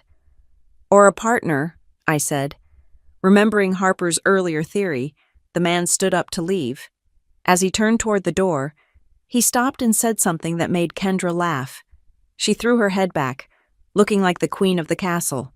The man smirked, patted the marble countertop of the new kitchen island, and gave a thumbs up. "He is approving the work," Harper said. "He is involved in the renovation, too." "Wait," I said, leaning closer to the screen. "Freeze it. Right there." Harper paused the video as the man turned his head to look at the view out the window. The sunlight hit his face clearly for a split second. I recognized him. It wasn't a friend. It wasn't a random banker. "I know who that is," I said, my voice barely a whisper. "That is the guy who sold my mother her condo 3 years ago. He is a real estate broker, a fixer." "A fixer?" Harper asked. "He finds distressed properties and flips them," I said. "He has a reputation for moving fast and loose with permits." "Why is a house flipper getting your sister a renovation loan?" Harper asked. I looked at the screen, at the way the man looked at my cabin, not like a guest, but like an appraiser. He wasn't getting her a loan, I realized, a cold chill running through my veins. He was preparing the asset for sale. "What?" "Look at the papers," I said, pointing to the stack on the video. "That is too thick for a loan modification. That is a closing packet." "You think she was trying to sell the house?" Harper asked, horrified. "She can't. The deed is in your name." "Unless she forged a quitclaim deed," I said. "Unless she transferred it to herself or the LLC first." Harper looked at me, then back at the screen. "If she forged a deed transfer, Riley, she wasn't just going to rent it. She was going to sell it out from under you while you were in Europe. And he is the one helping her do it," I said. The man on the screen laughed again, unaware that 6 months later, 2 women would be watching him with the intent to dismantle his entire existence. "We have a face," Harper said, typing a note into her file, "and we have a crime in progress. Now we just need a name." "I will find it," I said, "and when I do, I am not just suing Kendra. I am taking down her co-conspirator." The game had changed. It wasn't just a sister taking advantage, it was a conspiracy, and for the first time in 2 days, I didn't feel like a victim, I felt like a hunter. The identity of the man in the gray suit did not remain a mystery for long. By 10 o'clock the next morning, Detective Owen Price had a name, a history, and a mugshot that matched the face on my security footage perfectly. His name was Marcus Dean. He was not a banker. He was not a licensed loan officer. He was a local real estate wholesaler, the kind of bottom feeder who put up handwritten signs on telephone poles that said, "We buy ugly houses for cash." According to Detective Price, Dean had been on the sheriff's radar for years regarding title washing schemes and predatory lending practices targeting the elderly, but he had always managed to stay just on the right side of the law, or at least, the side where witnesses were too embarrassed to testify. "He is a shark," Price told me over the phone. "He finds people who are desperate for cash or status, and he shows them how to liquefy their assets. Usually, he targets the owners, but in your case, it looks like he found a proxy." "My sister," I said, staring at the freeze frame of Marcus Dean laughing in my kitchen. "Exactly," Price said. "We think he coached her. He probably told her that since she was family, she had equitable interest in the property. He fed her the legal buzzwords she threw at you. He set up the LLC, and in exchange, he likely took a heavy commission on that renovation loan." "The loan," I said. "How did they get it? I still do not understand. A bank would verify my identity. They would need me to be there." "We got the file from the lending company this morning," Price said. His voice shifted, becoming heavier. "Riley, you need to see this. I am emailing it to you now. Look at page 4. I heard the ping of the email arriving on Harper's laptop. She opened it immediately, her face grim. She clicked the attachment and scrolled down to page 4. I leaned over her shoulder. It was a document titled Specific Power of Attorney for Real Estate Transactions. It authorized Kendra Adams to sign all documents related to the financing and improvement of the property at my address. It gave her total control. And at the bottom, there was my signature. It was a forgery. Of course. It was a good one, likely traced from an old birthday card or a tax document she had stolen, but it was a forgery. But that was not what made the air leave my lungs. A power of attorney requires witnesses. It requires a notary. The notary stamp belonged to a man named Elias Thorne, likely one of Marcus Dean's cronies. But the witness signature, the person who claimed to have watched me sign this document, presumably confirming that I was present and consenting. I knew that signature. I had seen it on checks for 20 years. I had seen it on Christmas cards. Witness Susan Miller. Susan Miller was not a stranger. She was my mother's best friend. She had known me since I was 3 years old. She was the woman who had taught me how to bake cinnamon rolls. "Susan," I whispered. "Susan Miller signed this." Harper looked up at me. "Who is Susan Miller?" "She is my mom's neighbor," I said, my voice sounding hollow. "She is like an aunt to me." "Why would she witness a forgery?" Harper asked. "Because she didn't know it was a forgery." I realized, the horror dawning on me. Or because someone told her it was just a formality. Someone told her I was busy in Europe and couldn't be bothered, and that this was just to help Kendra fix up the house. I grabbed my phone. My hands were trembling so hard I almost dropped it. I dialed my mother's number. She answered on the second ring, her voice tight and defensive. "I hope you are calling to tell me you have let your sister back into the house, Riley. It snowed last night." "Mom," I said. I did not raise my voice. I felt cold, dead calm. "Did you know that Kendra took out a loan against my cabin?" There was a silence on the other end. It was a thick, guilty silence. "She mentioned she found a way to finance the improvements," my mother said, stumbling over the words. "She is so enterprising. Riley, she wanted to surprise you." "Did you know she forged a power of attorney to get it?" I asked. "Forged is such an ugly word," my mother snapped. "She is your sister. She has your best interests at heart." "Mom," I said, cutting her off. "Susan Miller signed as a witness. Did Susan see me sign that paper?" The silence stretched longer this time.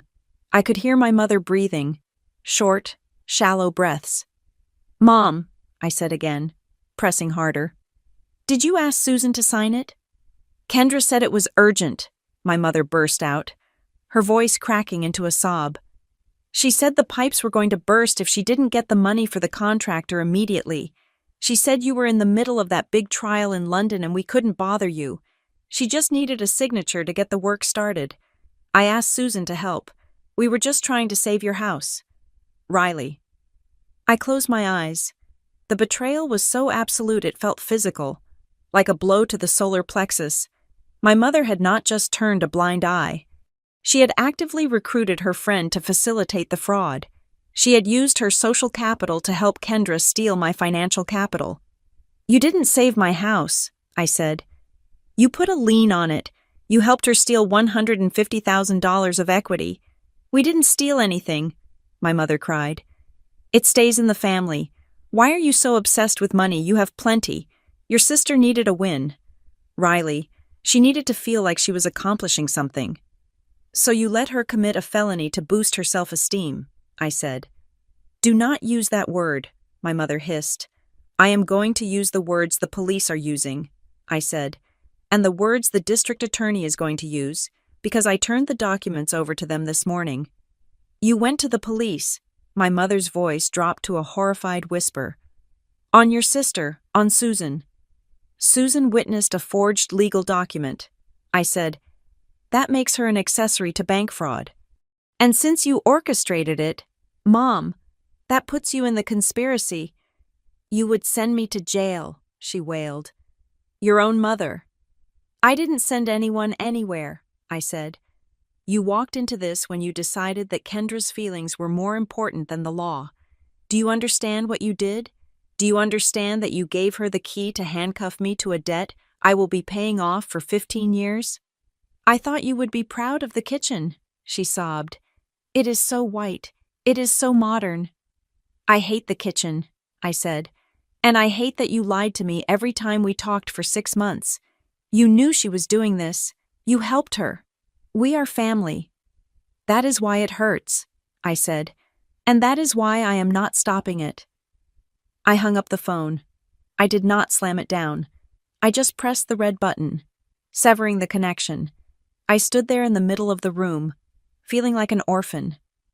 My mother had chosen her side. She had chosen the lie because the lie was softer than the truth. Harper was watching me. She didn't offer a platitude. She just pushed a glass of water toward me. "Marianne needs to know," Harper said. "If Susan Miller is involved, the defense will try to paint this as an informal family arrangement that went sour. They will say you implied consent, and now you are reneging." "I know," I said. "We called Marianne. She took the news with a grim resignation." "It complicates things," Marianne admitted, "but it also strengthens the fraud case against Kendra. It shows she manipulated vulnerable people, your mother, her elderly neighbor, to get what she wanted. But Riley, you need to be prepared. If we depose Susan Miller, she is going to crumble. She will say your mother asked her to do it. It is going to drag your mother into the line of fire." "My mother dragged herself there," I said. "Do what you have to do." "Okay," Marianne said. "I am adding the fraudulent power of attorney to the civil complaint, and I am sending a copy to Detective Price. This elevates it to federal jurisdiction if the bank wants to pursue it. Wire fraud, bank fraud." "Do it," I said. I hung up and looked at Harper. "What else?" "The credit report finally updated," Harper said. "The full one? The deep dive?" She turned the laptop around again. "We knew about the cards she opened this year," Harper said. "The platinum, the renovation loan. But look at the history." She pointed to an entry from 18 months ago. It was a store credit card for a high-end electronics retailer. Limit $5,000, maxed out, charged off as bad debt. "That is in my name," I said, squinting at the screen. "But I never opened that." "And here," Harper pointed to another line, 3 years ago, a credit inquiry for an auto loan. It was denied because the income stated didn't match the tax records. 3 years ago?" I asked. I was living in Boston then. But Kendra was staying at your apartment while you were traveling, Harper reminded me. She had access to your mail. I looked at the pattern. It wasn't an explosion. It was a slow creep. A test balloon here, a small card there. She has been doing this for years, I said. She has been using my identity as a backup generator whenever she ran out of cash. And she got away with it because the amounts were small, Harper said. 5,000 here, a denied application there. You probably didn't even notice the credit dip because your score is so high. I didn't, I admitted. I never check it. My phone buzzed. It was a text from Detective Price. Price just spoke to the bank regarding the POA.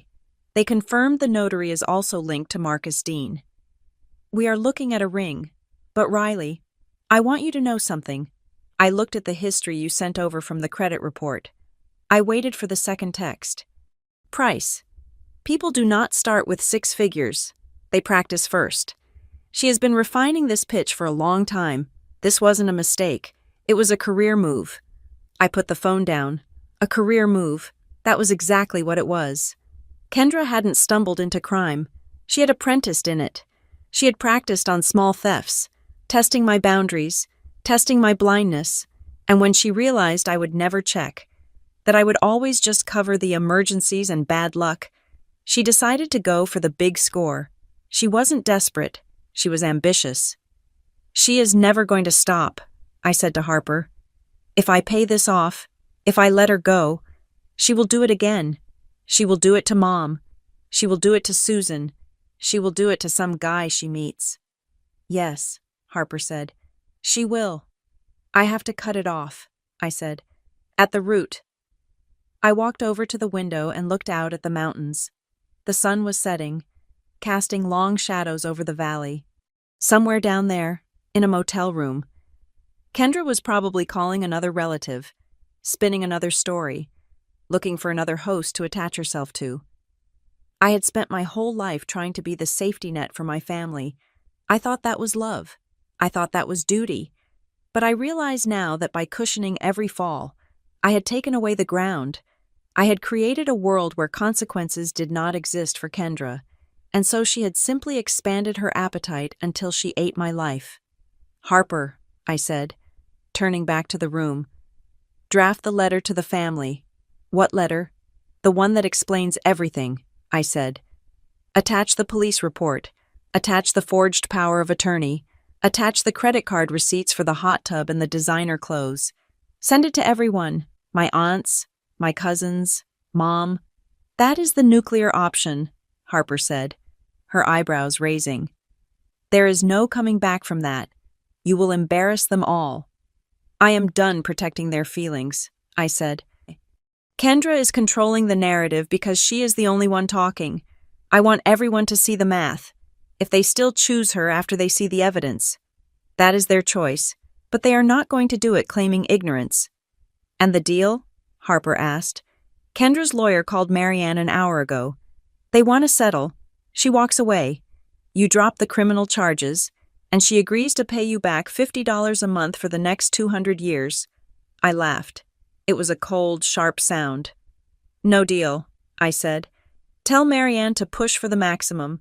Tell Detective Price I will testify against Marcus Dean, against Elias Thorne, and against my sister. I want the felony conviction on her record.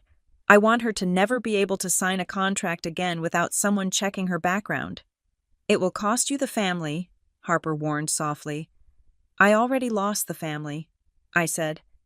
I lost them the minute they decided my bank account was more real to them than my trust. I am not fighting for their love anymore. Harper, I am fighting for my name. I sat down at the table, next to the stack of evidence that proved my sister was a stranger, and pulled the laptop toward me. Let's write it, I said. Let's tell the truth. The Gallatin County District Court smelled of industrial floor wax and stale coffee, a scent that I would forever associate with the dismantling of my family. It was a place designed for the impartial weighing of facts. But as I sat in the second row of the gallery next to Marianne Holt, I felt anything but impartial. I felt like a wire pulled so tight it was humming. This was the preliminary hearing, in television dramas. This is the part that gets glossed over in 30 seconds. In reality, it was a slow, grinding procedure where the state had to prove it had enough evidence to hold the defendant for trial. The defendant was my sister. Kendra sat at the defense table. She was not wearing the designer clothes she had bought with my platinum card. She was wearing a modest, slightly oversized gray cardigan and black slacks. Her hair was pulled back into a low ponytail, and she wore no makeup. It was a costume. She was playing the role of the prodigal daughter, the confused girl who had just made a few administrative errors. She looked small. She looked harmless. But the woman standing at the prosecution table, Elena Parkhurst, was not buying the performance. Elena was a prosecutor with a reputation for being surgical. She did not raise her voice. She just stacked facts until they formed a wall you could not climb over. "Your Honor," Elena began, addressing the judge, a stern man named Judge Reynolds, who peered over his reading glasses. "The state intends to prove that this was not a domestic dispute. As the defense suggests, this was a calculated, multi-layered scheme of fraud, identity theft, and grand larceny totaling $112,450. Hearing the number spoken aloud in that sterile room made it real in a way the spreadsheet hadn't. $112,000. It was a staggering amount of money to steal from a sibling. Elena moved through the timeline with brutal efficiency. She displayed the bank records on a monitor facing the court. "February 14th, Elena said. "The defendant enters the victim's property unlawfully. By February 20th, she has contacted a contractor. By March 15th, she has forged a power of attorney document, witnessed by a neighbor under false pretenses, to secure a renovation loan of $150,000 against the equity of the home, $58,000 of which was immediately disbursed to a kitchen remodel." The defense attorney, a court-appointed lawyer who looked overworked and tired, tried to object. Objection. The defendant believed she had implied permission based on family precedent. "Implied permission does not cover forgery," Judge Reynolds said dryly. "Overruled." Elena called her first witness the contractor who had installed the kitchen. He was a burly man who looked uncomfortable in a button-down shirt. He refused to look at Kendra. "Mr. Weber," Elena asked, "when you met the defendant, how did she introduce herself?" "She said she was the co-owner," Mr. Weber said, his voice echoing slightly in the room. "She said her sister, that is, Ms. Adams over there, was a silent partner living in Europe, and that Kendra had full executive authority over the property assets." "Did she show you proof of this authority?" "She showed me a power of attorney," Mr. Weber said. "It looked legit, had a notary stamp and everything. She told me she was doing this to increase the rental value for the upcoming season." "Did she ever mention that she was homeless or staying there out of necessity?" "No, ma'am," Mr. Weber said, shaking his head. "She acted like a developer. She talked about maximizing the square footage and capitalizing on the view. She told me money was no object because the loan was pre-approved." Kendra shrank lower in her seat, scribbling furiously on a notepad. She was not crying yet. She was angry. I could see the tension in her jaw. The defense attorney stood up for cross-examination, trying to paint Kendra as mentally unstable. "Mr. Weber, did Miss Adams seem frantic? Did she seem manic, like someone in the grip of a crisis?" "She seemed happy," Mr. Weber said, shrugging, "like she had just won a prize." Elena stood up again. "The state would like to submit Exhibit C into evidence. Security footage from the interior of the cabin." The monitor flickered to life. It was the clip I had found that first night, the one Harper and I had dissected. Kendra sitting at my desk, the blue envelope. The courtroom watched in silence as Kendra took my credit card out of the envelope. We watched her check her reflection in the computer monitor. We watched her place the card on the desk, take a photo of the front, flip it over, zoom in, and take a photo of the security code. There was nothing manic about her movements. She was precise. She was steady. She looked like a clerk performing a data entry task. "This is not the behavior of a woman in a mental health crisis," Elena said, her voice cutting through the silence. This is the behavior of a woman securing a funding source. She documented the numbers so she could use the card for online purchases without physical possession. That is premeditation. Then came my turn. Walking to the witness stand felt like walking to an execution, but I was not sure whose life was ending hers or the version of me that used to be a sister. I swore to tell the truth. I sat down. I looked at Kendra. She finally looked at me, her eyes wide and pleading, mouthing the word please. I looked away. Ms. Adams, Elena asked, did you at any point give your sister permission to live in your home, use your credit cards, or renovate your kitchen? No, I said. My voice was steady. I had practiced this with Marianne. I did not. When you discovered the changes to your home, what was the defendant's reaction? She told me I should be grateful, I said. She told me she had improved the asset. She admitted to using the card but claimed it was justified because I had a higher salary than she did. Did she offer to pay you back? No, I said. She claimed squatters' rights and threatened to drag out an eviction process if I did not let her stay. A ripple of murmurs went through the gallery. The judge frowned. Ms. Adams, Elena said, softening her voice slightly. How has this affected you? I took a breath. It is not just the money. I can earn more money, but she took my name. She used my identity to deceive our mother's friends, to deceive banks, to deceive the government. I have to spend the next 5 years monitoring my credit every day. I do not feel safe in my own house because she made copies of keys I do not know about. She sold my privacy to strangers on the internet for $400 a night. I am not a person to her. I am a resource she harvested. Kendra put her face in her hands. This time, the tears were real, but they were tears of exposure, not contrition, but Elena Parkhurst was not done. She had saved the biggest blow for last. Your Honor, Elena said, the defense argues that this was a temporary arrangement, a house-sitting situation gone wrong. However, investigators found a document on the defendant's laptop that suggests a permanent intent to deprive the victim of her property. She pulled up a new document on the screen. It was a legal form, a quitclaim deed. This is a draft, Elena explained. Created 2 weeks before the victim returned home. It details the transfer of ownership of the property at 1404 Pine Ridge Road from Riley Adams to the K.R. Bridger Investments, LLC. I stared at the screen. The air left the room. She wasn't just going to rent it.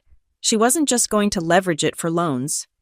She was going to steal the house, Elena said. She had already forged the power of attorney. This deed was the next step. She intended to transfer the title to a company she controlled. If Riley Adams had stayed in Europe for another month, she would have come home to find she no longer owned her house. The courtroom erupted in low whispers. Even the defense attorney looked shocked. He shuffled his papers, clearly blindsided by this evidence. This elevates the risk significantly, Elena argued. The defendant has demonstrated a sophisticated ability to manipulate legal documents and assumes ownership of assets that are not hers. The state requests that bail be denied or set at a substantial amount, given the flight risk and the potential for further fraud. Judge Reynolds looked at Kendra. His expression was no longer impartial. It was disgusted. The court finds that the evidence presented supports the charges of felony fraud and identity theft, the judge said. The existence of the deed draft is particularly disturbing. It indicates a level of malice that goes beyond simple financial desperation. Bail is set at $250,000. The defendant is remanded to custody. The gavel banged. It sounded like a gunshot. Kendra stood up, and for a second, the mask dropped completely. She didn't look sad. She looked at me with a pure, distilled hatred. Her lips moved, and though she didn't make a sound, I knew what she said. You selfish bitch. A bailiff moved in, taking her by the arm. She was led away through a side door. The heavy metal clanking shut behind her. I sat there for a long time, unable to move. It was over, but it didn't feel like a victory. It felt like I had just amputated a limb to save the body. Come on, Marianne said gently, touching my elbow. Let's get you out of here. We walked out of the courtroom and into the hallway. The fluorescent lights buzzed overhead. My mother was standing near the water fountain. She looked older than she had a week ago. Her coat was buttoned wrong. She was clutching a handbag I had bought her for her birthday 3 years ago. She saw me and took a step forward, then stopped. There was a distance between us that couldn't be measured in feet. It was a canyon carved by the choices she had made. "Riley," she said. Her voice was thin. "Mom," I acknowledged. "Did you have to," she asked. "Did you have to show the deed? She probably wasn't going to send it. It was just a draft." I looked at her, stunned that she was still bargaining, still trying to find a way to make Kendra innocent. She forged a power of attorney. "Mom," I said. "She stole $100,000. Of course she was going to send the deed. She was going to steal the inheritance Grandma left me." "But prison," my mother whispered. "She will not survive in prison, Riley. She is soft." "She is not soft," I said. "She is the most dangerous person I know, and you helped her." My mother flinched. "I didn't know about the deed, I swear." "It does not matter what you knew," I said. "It matters who you believed." I walked past her. I didn't stop. I couldn't. If I stopped, I might scream. And I was done screaming. I heard her calling my name, a weak, desperate sound, but I kept walking toward the exit sign. Marianne walked beside me, checking her phone. "We have a problem," she said as we reached the lobby. "What now?" "Kendra's lawyer just emailed me. He slipped a note to the bailiff before they took her away. It is a settlement offer." "I am not settling," I said. "Read it first," Marianne said, handing me her phone. The email was brief. "Client proposes a plea deal. She will provide the location of the remaining liquidated assets, cash from rental income, and sign a full confession regarding Marcus Dean's involvement. In exchange, Ms. Adams must agree to drop the civil suit and sign a family restitution agreement that recategorizes the credit card usage as a personal loan." "What does that mean?" I asked. "It is a trap," Marianne said, her eyes narrowing. "If you sign a paper saying the credit card usage was a loan, it stops being theft. It becomes a civil debt.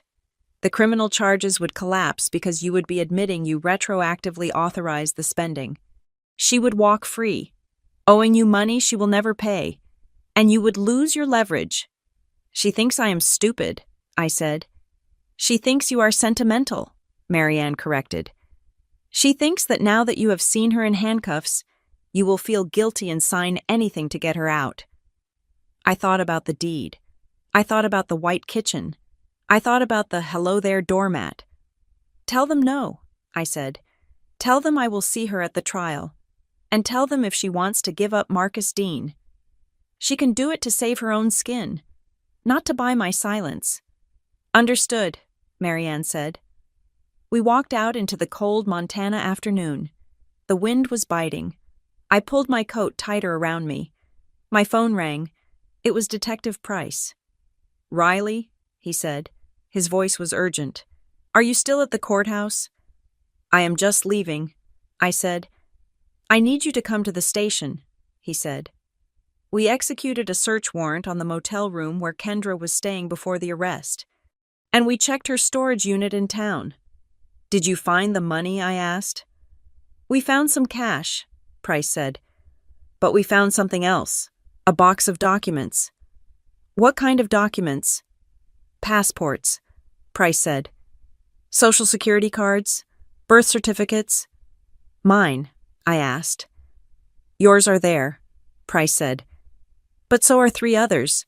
We found IDs for a woman in Seattle, a man in Austin, and an elderly woman in Portland." I stopped walking. The world seemed to tilt on its axis. "Seattle, Austin, Portland," I whispered. Those were the places Kendra had lived, the places she had found herself. "We are running the names now," Price said. "But Riley, the elderly woman in Portland. She died 2 years ago. Her estate was drained by a caretaker who vanished. I felt a chill that had nothing to do with the wind. "She has done this before," I said. "Yes," Price said. "You were not the first victim. You were just the first one who came home early." I hung up the phone and looked at the courthouse behind me. I had thought this was a story about a jealous sister. I had thought it was about a kitchen and a cabin. But as I stood there, shivering, I realized I had been living in a house with a monster for my entire life, and I had only just turned on the lights. The trial did not feel like a battle. It felt like an autopsy performed on a living patient, for 5 days. I sat in the hard wooden chair behind the prosecution table, watching Elena Parkhurst dissect the last 10 years of my relationship with my sister. There were no dramatic outbursts from the gallery, no surprise witnesses bursting through the double doors. There was just the steady, suffocating accumulation of paper. Elena, in her sharp navy suit, was methodical. She did not paint Kendra as a monster. She painted her as an architect. "Ladies and gentlemen of the jury," Elena said, pacing slowly in front of the box, "you have heard the defense describe a sister trying to save a family home, but the evidence does not show rescue. It shows acquisition." She laid it out like a timeline of infection. First, the keys, the copy made at a hardware store in Seattle 3 years ago, kept in reserve. Second, the occupation, entering the property exactly 14 days after my flight to Zurich departed. Third, the isolation, the change of address form submitted to the post office, diverting my bank statements to a box in Belgrade. Elena called a representative from the vacation rental platform, a man named Mr. Evans who looked bored but competent. "Mr. Evans," Elena asked, projecting a spreadsheet onto the courtroom monitor, "can you tell us who created the listing for the Lux Bridger Chalet?" "The account was created by Kendra Adams," Evans said, "using an email address, Kendra, Bridger, investgmail.com. "And the payouts?" Elena asked. "Where did the rental income go?" "We are talking about $32,000. It was routed to a business checking account," Evans replied. "Registered to the same LLC. Did any of that money go to the homeowner, Riley Adams?" "No, ma'am." "And the communication with guests?" Elena clicked a button, and a series of chat logs appeared on the screen. "Please read the highlighted text from March 22nd. Evans squinted at the screen. The guest asked if the owner would be around. The host, Kendra, replied, "No, I am the sole owner. My sister is out of the picture." I felt a cold shiver crawl up my spine. Out of the picture. It was such a casual phrase, but in a courtroom, it sounded like a wish. Next came the forensic accountant. He was a small man with thick glasses who spoke about my finances as if they were a weather system. "We see a pattern of microstructuring," he explained to the jury. "For years, there were small charges on the victim's secondary cards. $200 here, $500 there, always just below the threshold that triggers a fraud alert text message. It suggests an intimate knowledge of the victim's banking settings." "So," Elena said, leaning on the podium, "this wasn't a sudden desperate act to fix a kitchen."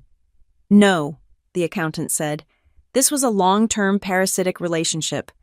The kitchen renovation was just the moment the host organism left the country, allowing the parasite to feed without restriction." The jury looked at Kendra. She was staring at her hands, her face pale. The defense attorney, a man named Mr. Sterling, who seemed to be sweating through his suit, tried to pivot. He did not deny the spending. He tried to reframe the context. "Families share resources," Sterling argued during his turn. "Riley Adams is a wealthy executive. Kendra Adams is a creative freelancer. In many families, the successful sibling supports the others. This is an implied contract of care. Kendra believed she had a right to that money because she was protecting the inheritance." He looked at the jury, his eyes pleading. "Is it a crime to fix up your grandmother's house? Or is it just a misunderstanding between sisters that got out of hand?"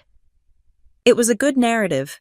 It played on the guilt every successful person feels about the ones they leave behind.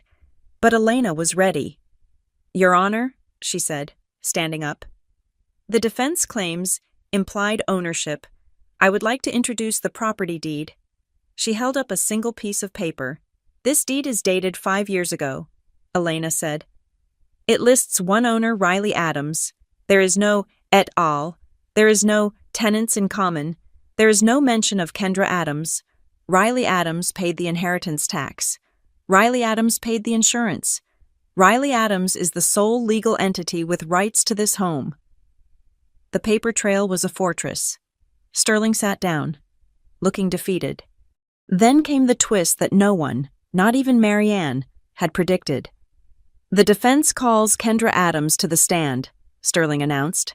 I saw Marianne stiffen beside me. She is going rogue, she whispered. Sterling looks terrified. He told her not to do this. Kendra stood up. She walked to the witness stand with her head high, smoothing her skirt. She looked fragile. She looked beautiful. She looked like the sister I had protected on the playground when we were 6. She took the oath, her voice trembling just the right amount.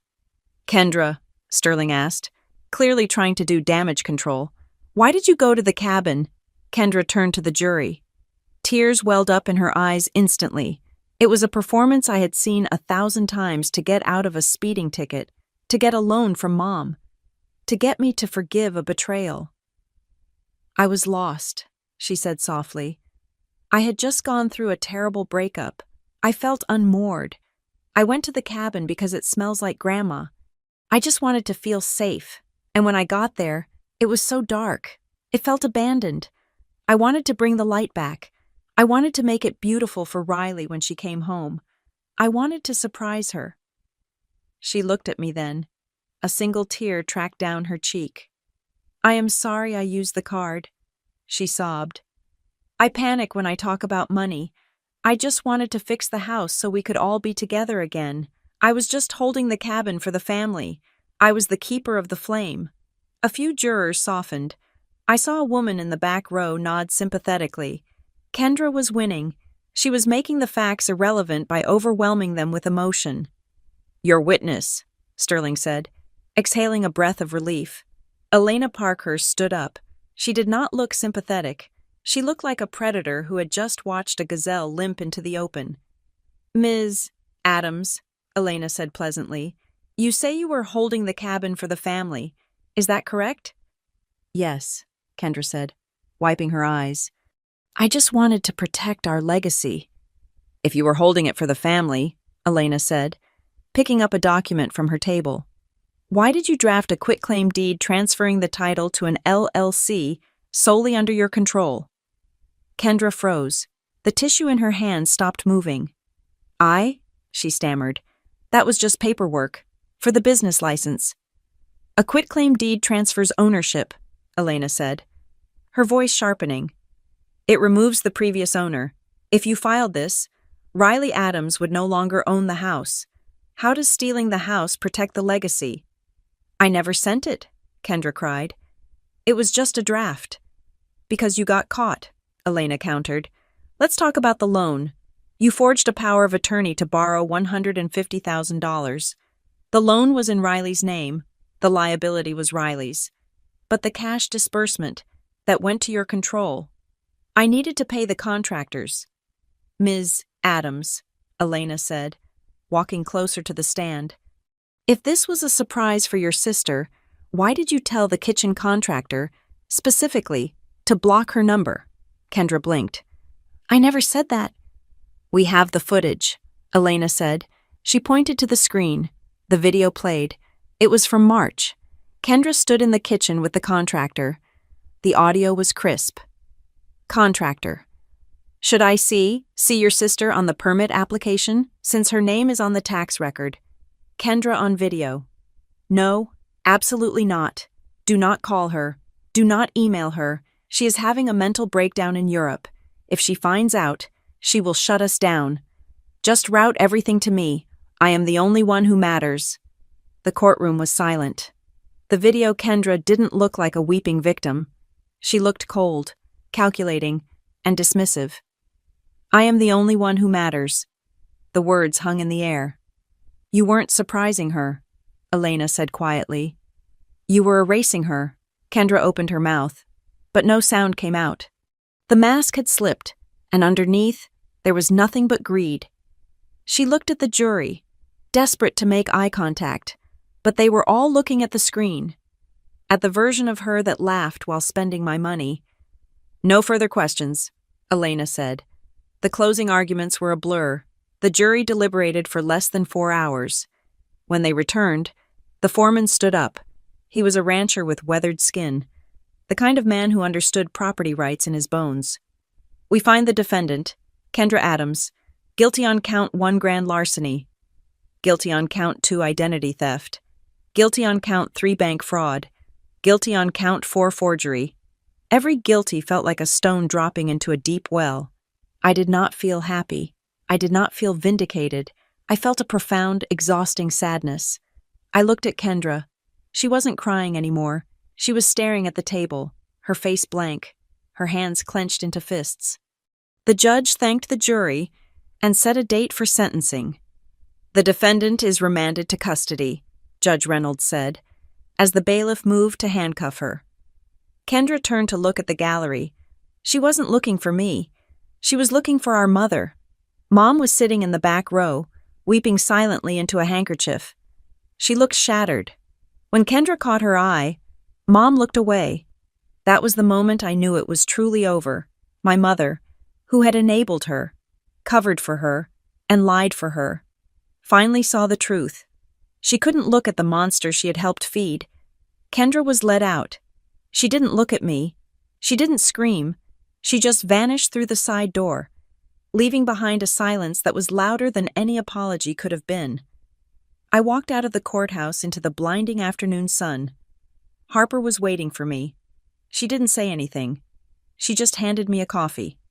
"It is done," I said. "The trial is done," Harper corrected. "Now you have to go home. To the cabin. To the house," she said. "It is not a crime scene anymore, Riley. It is just a house." I drove back up the mountain alone. The gate was closed. I punched in the new code. I had set a random string of numbers that had no birthday or anniversary attached to it. I walked into the cabin. It was quiet. The sun was setting, casting a warm orange glow over the white kitchen. I stood there, looking at the $58,000 mistake. It was beautiful, in a sterile magazine cover sort of way, but it wasn't mine. I walked over to the expensive refrigerator and opened it. It was empty, except for a bottle of champagne Kendra had left behind, probably intended for the day the deed transfer went through. I took the bottle out. I walked to the sink, the deep, farmhouse sink she had installed, and poured the champagne down the drain. I didn't want to celebrate. My phone buzzed. It was a text from Detective Price. "Price, we got the guy." Marcus Dean was picked up at the airport trying to board a flight to Mexico. He is talking. He says the whole scheme was Kendra's idea from the start. He was just the facilitator. I put the phone down on the cold marble counter. She hadn't been seduced by a bad crowd. She hadn't been tricked. She was the architect. I looked around the room. I had my house back. I had my justice. But as the shadows lengthened and the mountain air began to cool the room, I realized that the price of this victory was the total annihilation of my past. I had no sister. I had no mother I could trust. I was standing in a fortress of my own making, completely safe and completely alone. And the terrifying part was, for the first time in 6 months, I could finally breathe. The sentencing hearing was quieter than the trial. The gallery was mostly empty, stripped of the curious onlookers and the scribbling reporters who had only been interested in the scandalous headlines of the preliminary rounds. Now, it was just the wreckage of a family left in the wake of the legal system.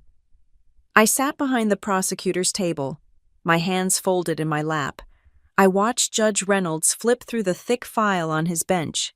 The silence in the room was heavy, pressurized by the reality of what was about to happen. This was not television. There was no suspenseful music. There was just the rustle of paper and the sound of my sister breathing unevenly a few feet away. Kendra sat with her head bowed. She had abandoned the cardigan and the modest ponytail. She wore the orange jumpsuit of the county jail, and her roots were showing. She looked stripped of her armor, but I knew better than to mistake exhaustion for repentance. "I have reviewed the pre-sentencing report," Judge Reynolds said, his voice filling the room without the need for a microphone. He looked over his glasses at Kendra. "Ms. Adams, in my 20 years on the bench, I have seen many cases of theft. I have seen addiction drive people to steal. I have seen desperation. But what I see here is something far more corrosive." He paused, letting the words settle. "This was a systematic betrayal of trust," the judge continued. "You did not just take money, you assumed the identity of the person who loved you most. You exploited the privacy of a home to build a business for your own gain, and when confronted, you attempted to legally seize the property. This was not an impulse, it was an invasion." Elena Parkhurst, the prosecutor who had become my gladiator, stood up. "Your Honor, the victim would like to make a statement." I stood. My legs felt heavy, but my spine was straight. I walked to the podium. I did not bring a piece of paper.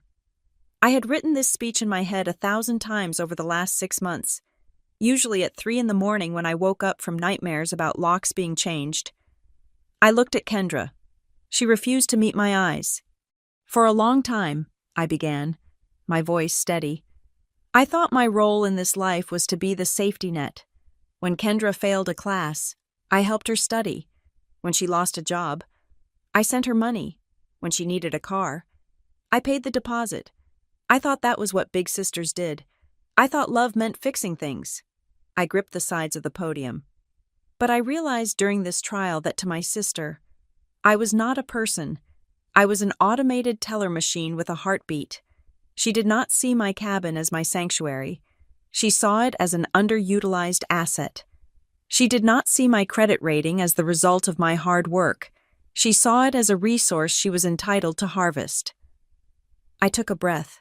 The room was so quiet, I could hear the hum of the ventilation system. "I am not asking the court to punish her because I am angry," I said. "I am angry, I am furious, but that is not why I am here. I am asking the court to impose a sentence that ensures she cannot do this to anyone else. Because if she walks out of here today without consequences, the next victim will not be a sister with a lawyer. It will be an elderly neighbor. It will be a partner. It will be someone who cannot fight back. Please, stop her." I sat down. Kendra flinched, but she did not look up. When the judge finally spoke the sentence, he did not hesitate. "Kendra Adams, you are hereby sentenced to 30 months in the state correctional facility, followed by 5 years of supervised probation. You are ordered to pay restitution in the amount of $112,450. You are required to attend mandatory financial counseling and psychological evaluation for narcissistic personality disorder." He banged the gavel. But he wasn't done. "Additionally, I am granting the permanent restraining order requested by the victim. You are to have no contact with Riley Adams, direct or third party, for a period of 10 years. If you send a letter, if you send a text, if you have your mother call her on your behalf, you will be in violation of your probation and you will return to prison." The bailiffs moved in. The sound of the handcuffs clicking shut was sharp and final. Kendra looked up then, scanning the room, her eyes wild. She looked at me. There was no hatred this time, just a terrifying emptiness. She was a woman who had run out of people to use. They led her away. I walked out of the courtroom. Feeling lightheaded, the air in the hallway was cool. I was halfway to the exit when I heard the sound of heels clicking rapidly on the tile floor. "Riley." I stopped. I didn't turn around immediately. I knew that voice. It was the voice that used to sing me lullabies, now cracked with grief and accusation. My mother stood there. She looked small and frail, clutching her purse with white-knuckled desperation. Her eyes were red. 30 months, she whispered. 2.5 years. Riley. She will be surrounded by criminals. She is delicate. How could you let them do that? I turned to face her. I looked at the woman who had coerced her neighbor into signing a forged document. I looked at the woman who had guilted me for decades into enabling the monster that had just been locked away. "She is a criminal, Mom," I said gently. "She is exactly where she belongs." "She is your sister," my mother cried, her voice echoing in the empty hall. "You chose money over blood. I hope you are happy in your big, empty house. You lost your family today." I looked at her, and for the first time in my life, I didn't feel the hook. The guilt didn't land. It just bounced off the armor I had forged in the fire of the last 6 months. "I didn't lose her today," I said. "I lost her the day she decided to steal my identity, and I didn't lose you today either. I lost you the day you decided to help her do it." "Riley." "Goodbye, Mom," I said. "Do not call me." The judge was clear about third-party contact. "If you call me to talk about Kendra, I will have to report it. Do not make me do that." I turned and walked away. I walked out the double doors and into the parking lot where Harper was waiting in the rental car. I didn't look back. The legal cleanup took another 3 weeks, but it was a victory lap for Marianne Holt. With the felony fraud conviction on the record, the renovation loan was declared null and void. The bank that had issued it, the one that had worked with the shady broker Marcus Dean, had to eat the loss. The lien was scrubbed from my title. Marcus Dean was facing his own federal indictment, and his testimony had sealed Kendra's fate. It was a circle of sharks eating sharks, and I was safely on the shore. I returned to the cabin on a Tuesday. It was November now, and the first snow of the season had dusted the pines. The air was sharp and clean. I had hired a local crew, a reputable one this time, to come in the day after the trial. "Tear it out," I had told them. "The kitchen," the foreman had asked, looking at the gleaming white marble and the gold fixtures. "Ma'am, this stuff is brand new. It is expensive." "I do not care," I said. "It is infected. Get it out." When I walked in that Tuesday, the white was gone. The cold gray stone was gone. The industrial chandelier that looked like a torture device was gone. In its place, I had installed warm, honey-colored alder cabinets. The countertops were a matte black soapstone that felt soft and natural to the touch. I had painted the walls a deep, calming forest green. It didn't look like the old kitchen. I couldn't go back to the past, but it looked like my kitchen. It smelled of sawdust and fresh paint, not vanilla and deception, but I had kept one thing, in the dining area, where Kendra and Marcus Dean had sat to sign the forged papers. There was a large picture window. Kendra had replaced the original small window with this massive pane of glass to improve the view for her rental listing. The contractor asked if I wanted to shrink it back down. "No," I said, running my hand along the frame. "Keep it." "It doesn't match the rustic style," he noted. "I know," I said, "but it lets the light in, and I want to see everything coming up that driveway from now on." It wasn't a scar. It was a watchtower. Harper was packing her bag in the guest room, the room that was no longer a storage locker for stolen designer clothes. She zipped up her suitcase and walked into the kitchen, accepting the mug of coffee I handed her. "You good?" she asked. "I think so," I said. "You know," Harper said, looking out that big window, "most people would have folded. They would have signed the settlement. They would have paid the $50 a month just to stop the fighting." "I almost did," I admitted. "But you didn't," Harper said. She turned to me. "You didn't break the family, Riley. The family was already broken. You just stopped carrying the pieces." She hugged me. It was a fierce, solid hug. "I am going back to Chicago. If you ever need to audit a hostile takeover again, you know who to call. Hopefully the next takeover is just me buying a used car." I laughed. She left, her rental car kicking up dust as she drove down the mountain. I stayed. The winter came in hard that year. The snow piled up against the logs of the cabin, insulating it against the world. I spent the days working remotely, my actual job, earning money that stayed in my own account. I spent the evenings reading by the fire. My phone was quiet. I had blocked my mother's number for a month, just to give myself space to heal. I unblocked it eventually, but I never called. She sent a few messages, guilt trips about Christmas, updates on how hard jail was for Kendra. I didn't reply. Then, one day, I got a letter in the mail. It was a physical card, forwarded from my old address. It was from my cousin, Sarah. We hadn't spoken in years. Riley, it read, I heard what happened. I saw the news. I just wanted to say, I know how hard it is to say no to Kendra. She borrowed $2,000 from me 5 years ago and never paid it back. I was too ashamed to tell anyone. I am proud of you for standing up. You are not the villain. I put the card on the mantel, next to the picture of my grandmother. I wasn't a villain. I wasn't a hero. I was just a survivor. On the final evening of the year, I stepped out onto the porch. The air was 20 degrees below zero, but I was wrapped in a blanket I had bought with my own money. The wind howled through the canyon, stripping the snow from the trees. I looked at the gate. It was locked. The security system was armed.